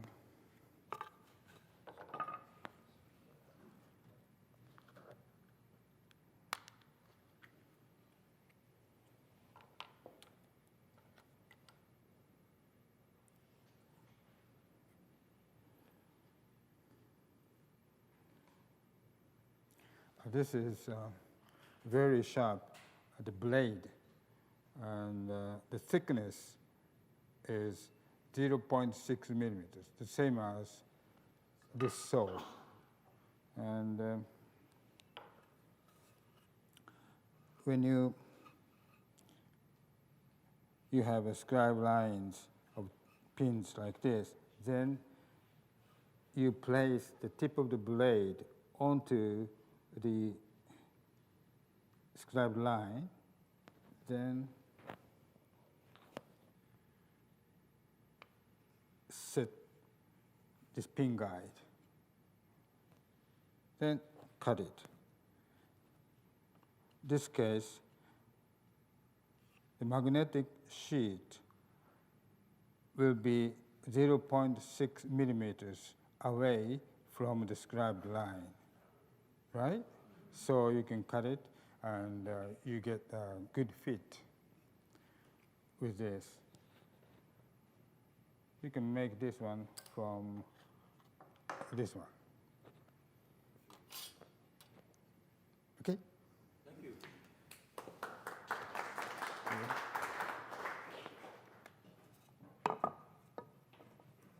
Then the next will be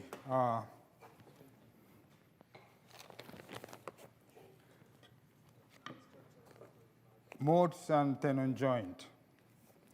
Yeah.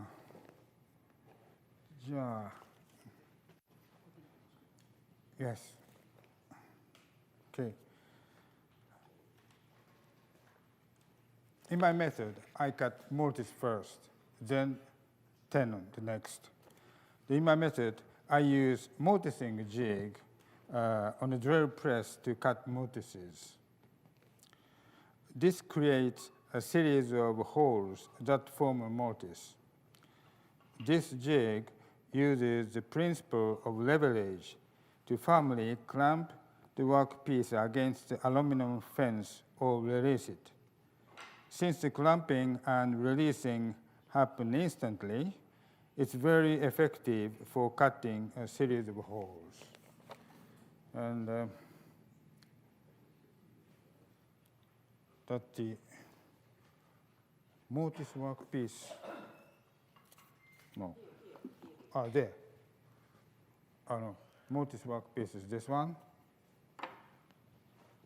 And I'd like, oh, this is the tenon, okay.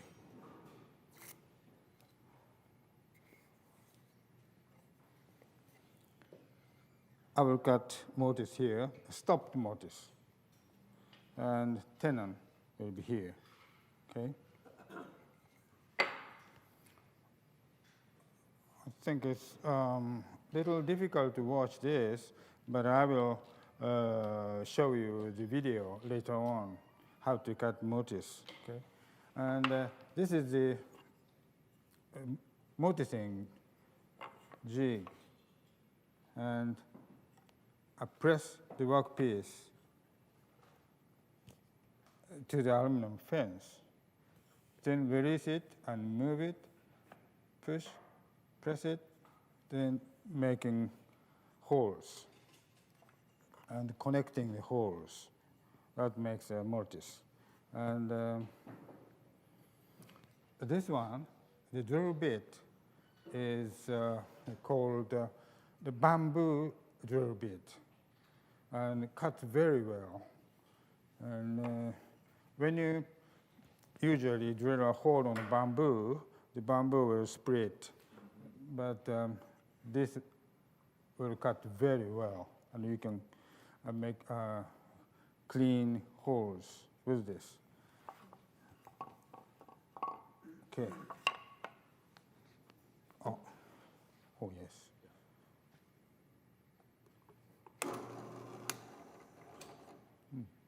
Okay.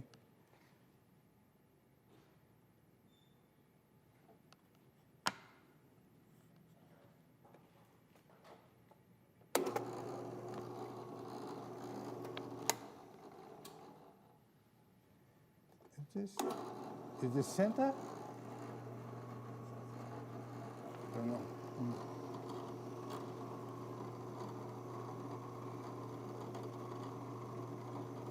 Okay.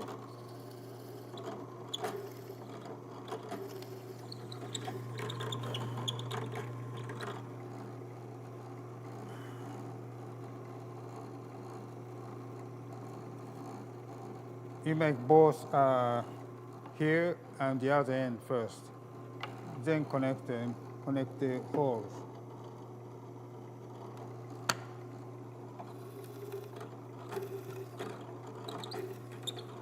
Okay.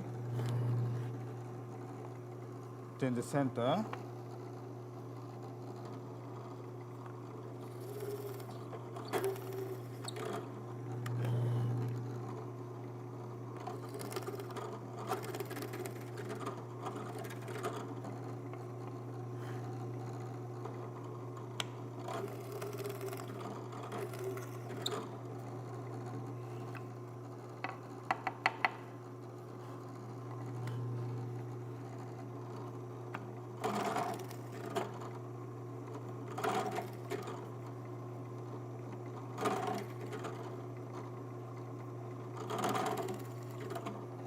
Okay.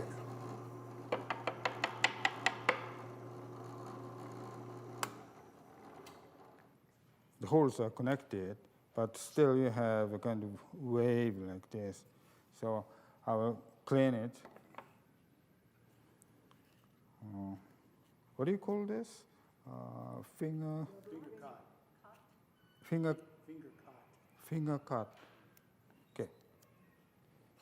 Then I'll move this, shift like this, back and forth, okay?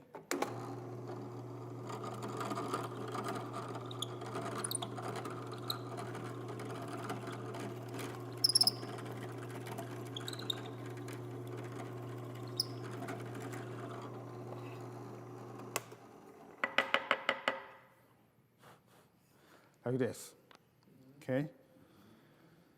Then, okay. Go.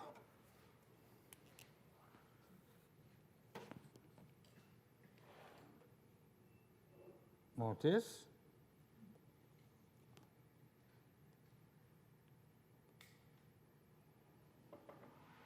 Tenon.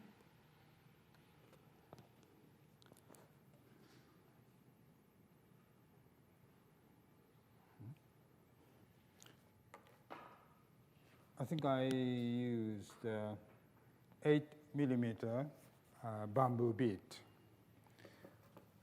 I will check the width.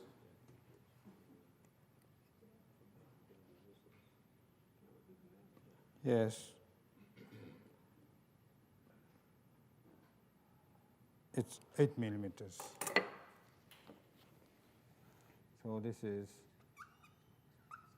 8. Then I'm going to cut a tenon on this workpiece.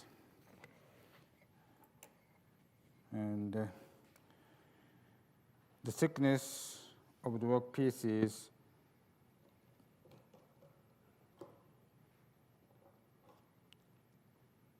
15.5. Okay. 15.5. 3.5 millimeters. And I would like to make this thickness 8. Okay? You have another one? Thank you. 8. Yeah. So, I'm calculating, 15.5. So, 15.5 minus 8 equals 7.5.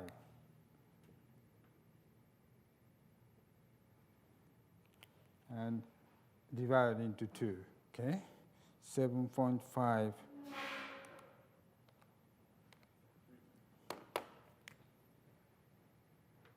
3.75 3.75 here, okay? So, I'm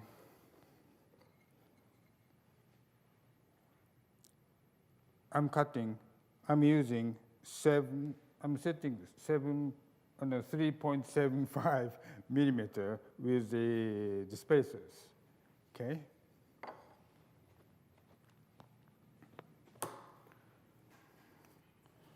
One, two, three, four. 3 millimeters. 3.75.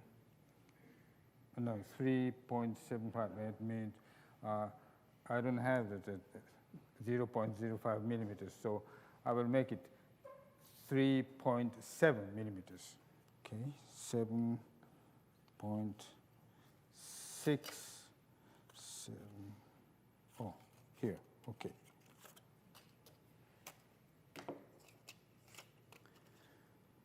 Three 0.5 and 2 makes 3.7. Okay, here.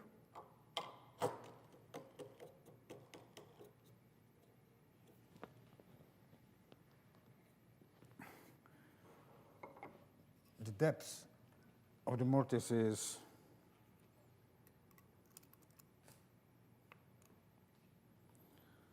22 millimeters, so make it 20.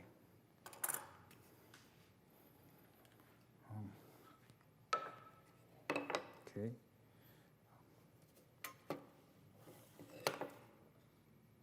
I'm setting the depth stop and 20 millimeters. 15, like go.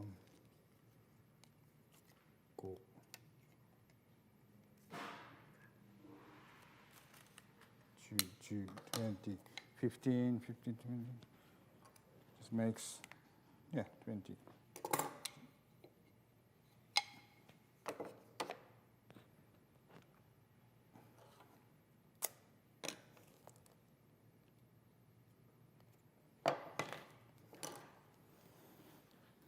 Millimeters. Okay, then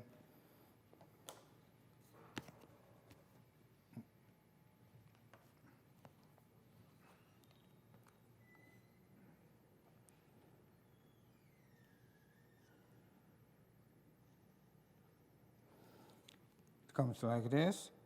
The center with the circle, and front and back will be the waist part, the crosses. Okay. Then I will set this. There's a circle in front of the magnetic sheet. So according to the rule, I will insert the saw blade spacer here.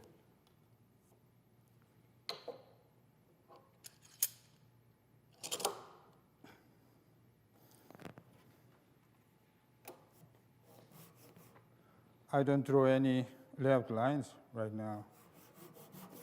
Just start cutting.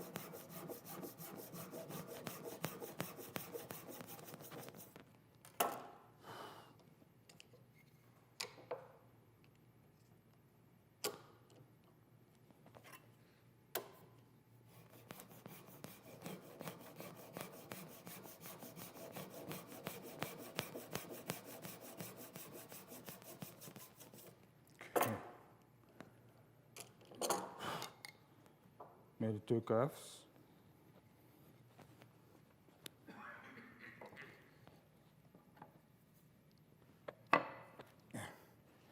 Then I need length, 33 millimeters.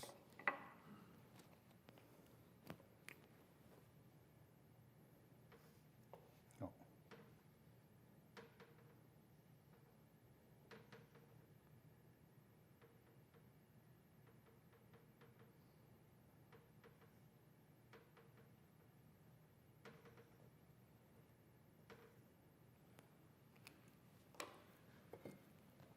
Width, 43 millimeters.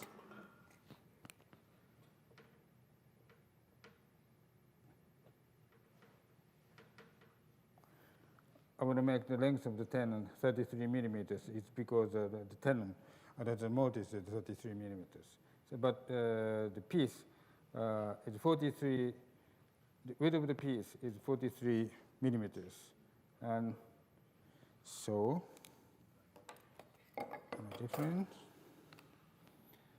43 minus 33 equal 10. So 5 and 5, okay?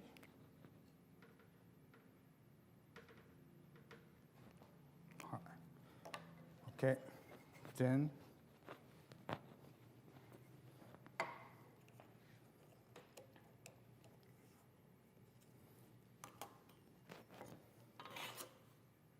I will cut 5 and 5 like this. So I will use the 5 millimeters spacer here.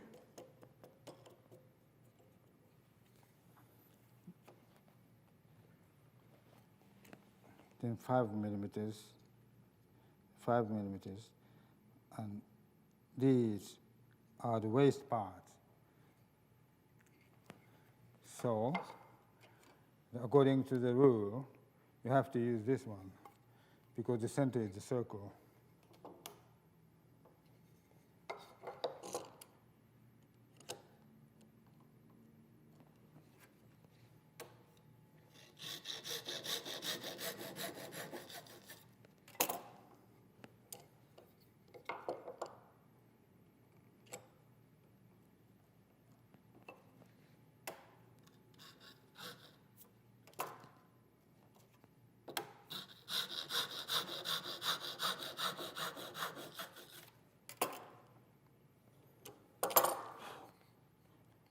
Four cuts here.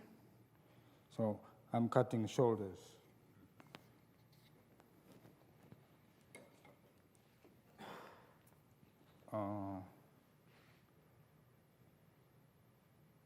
This is a 20. The length of the tenon will be 20 millimeters. So here. Okay.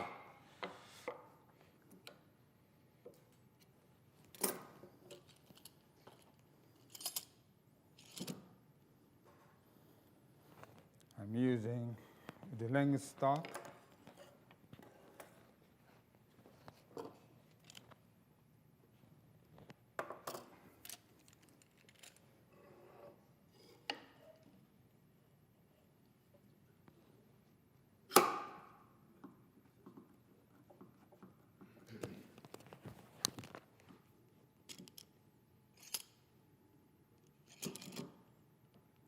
Okay.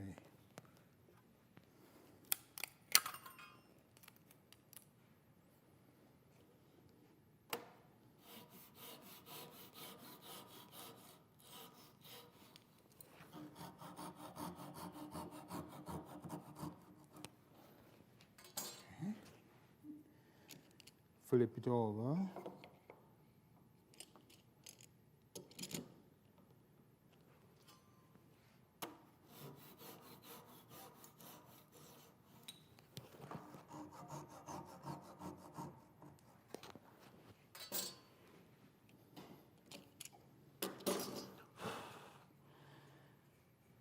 If the mortise is a through mortise, you can use it like this, but you have to round it here.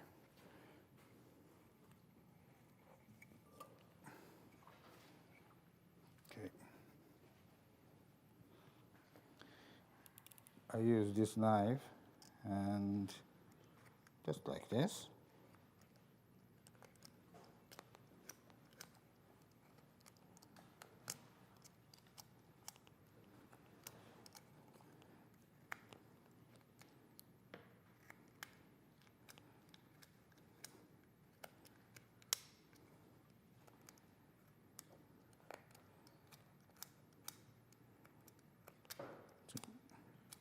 I don't use a chisel. I don't have to sharpen the chisel. Okay. Okay. Here. Then it goes like this. Yeah.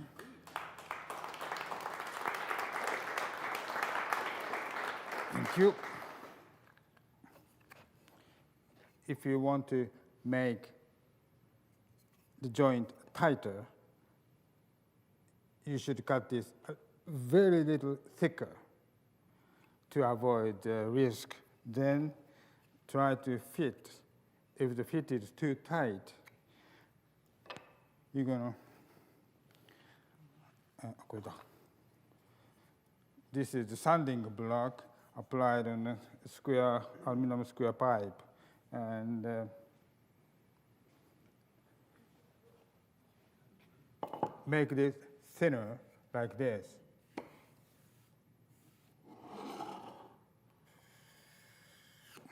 Few times.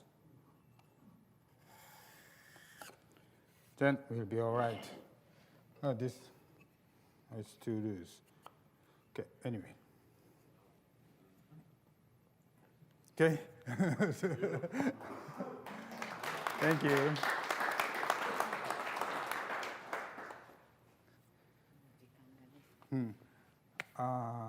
I think it's, I wanted to show you one other thing, but it's already, I think, 4 o'clock, don't you think? Yeah. Okay.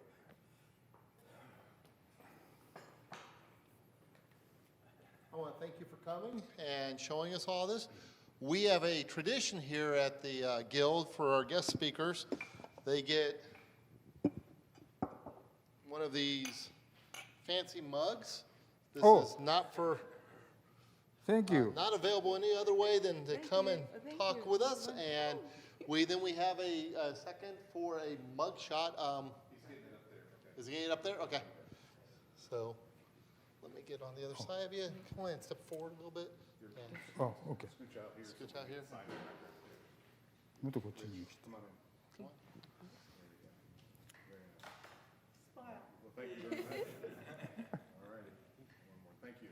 Thank you. Thank you. Thank you very much. And Toyohisa is going to be around for a while, doing book signing. And William, I think he'll be stepping back in just a second. So thank you again. Thank you. Thank you very much. Thank you. Did you enjoy that? Enjoy this demonstration? Yes? Oh, thank you very much. Thank you. That's my pleasure. Okay.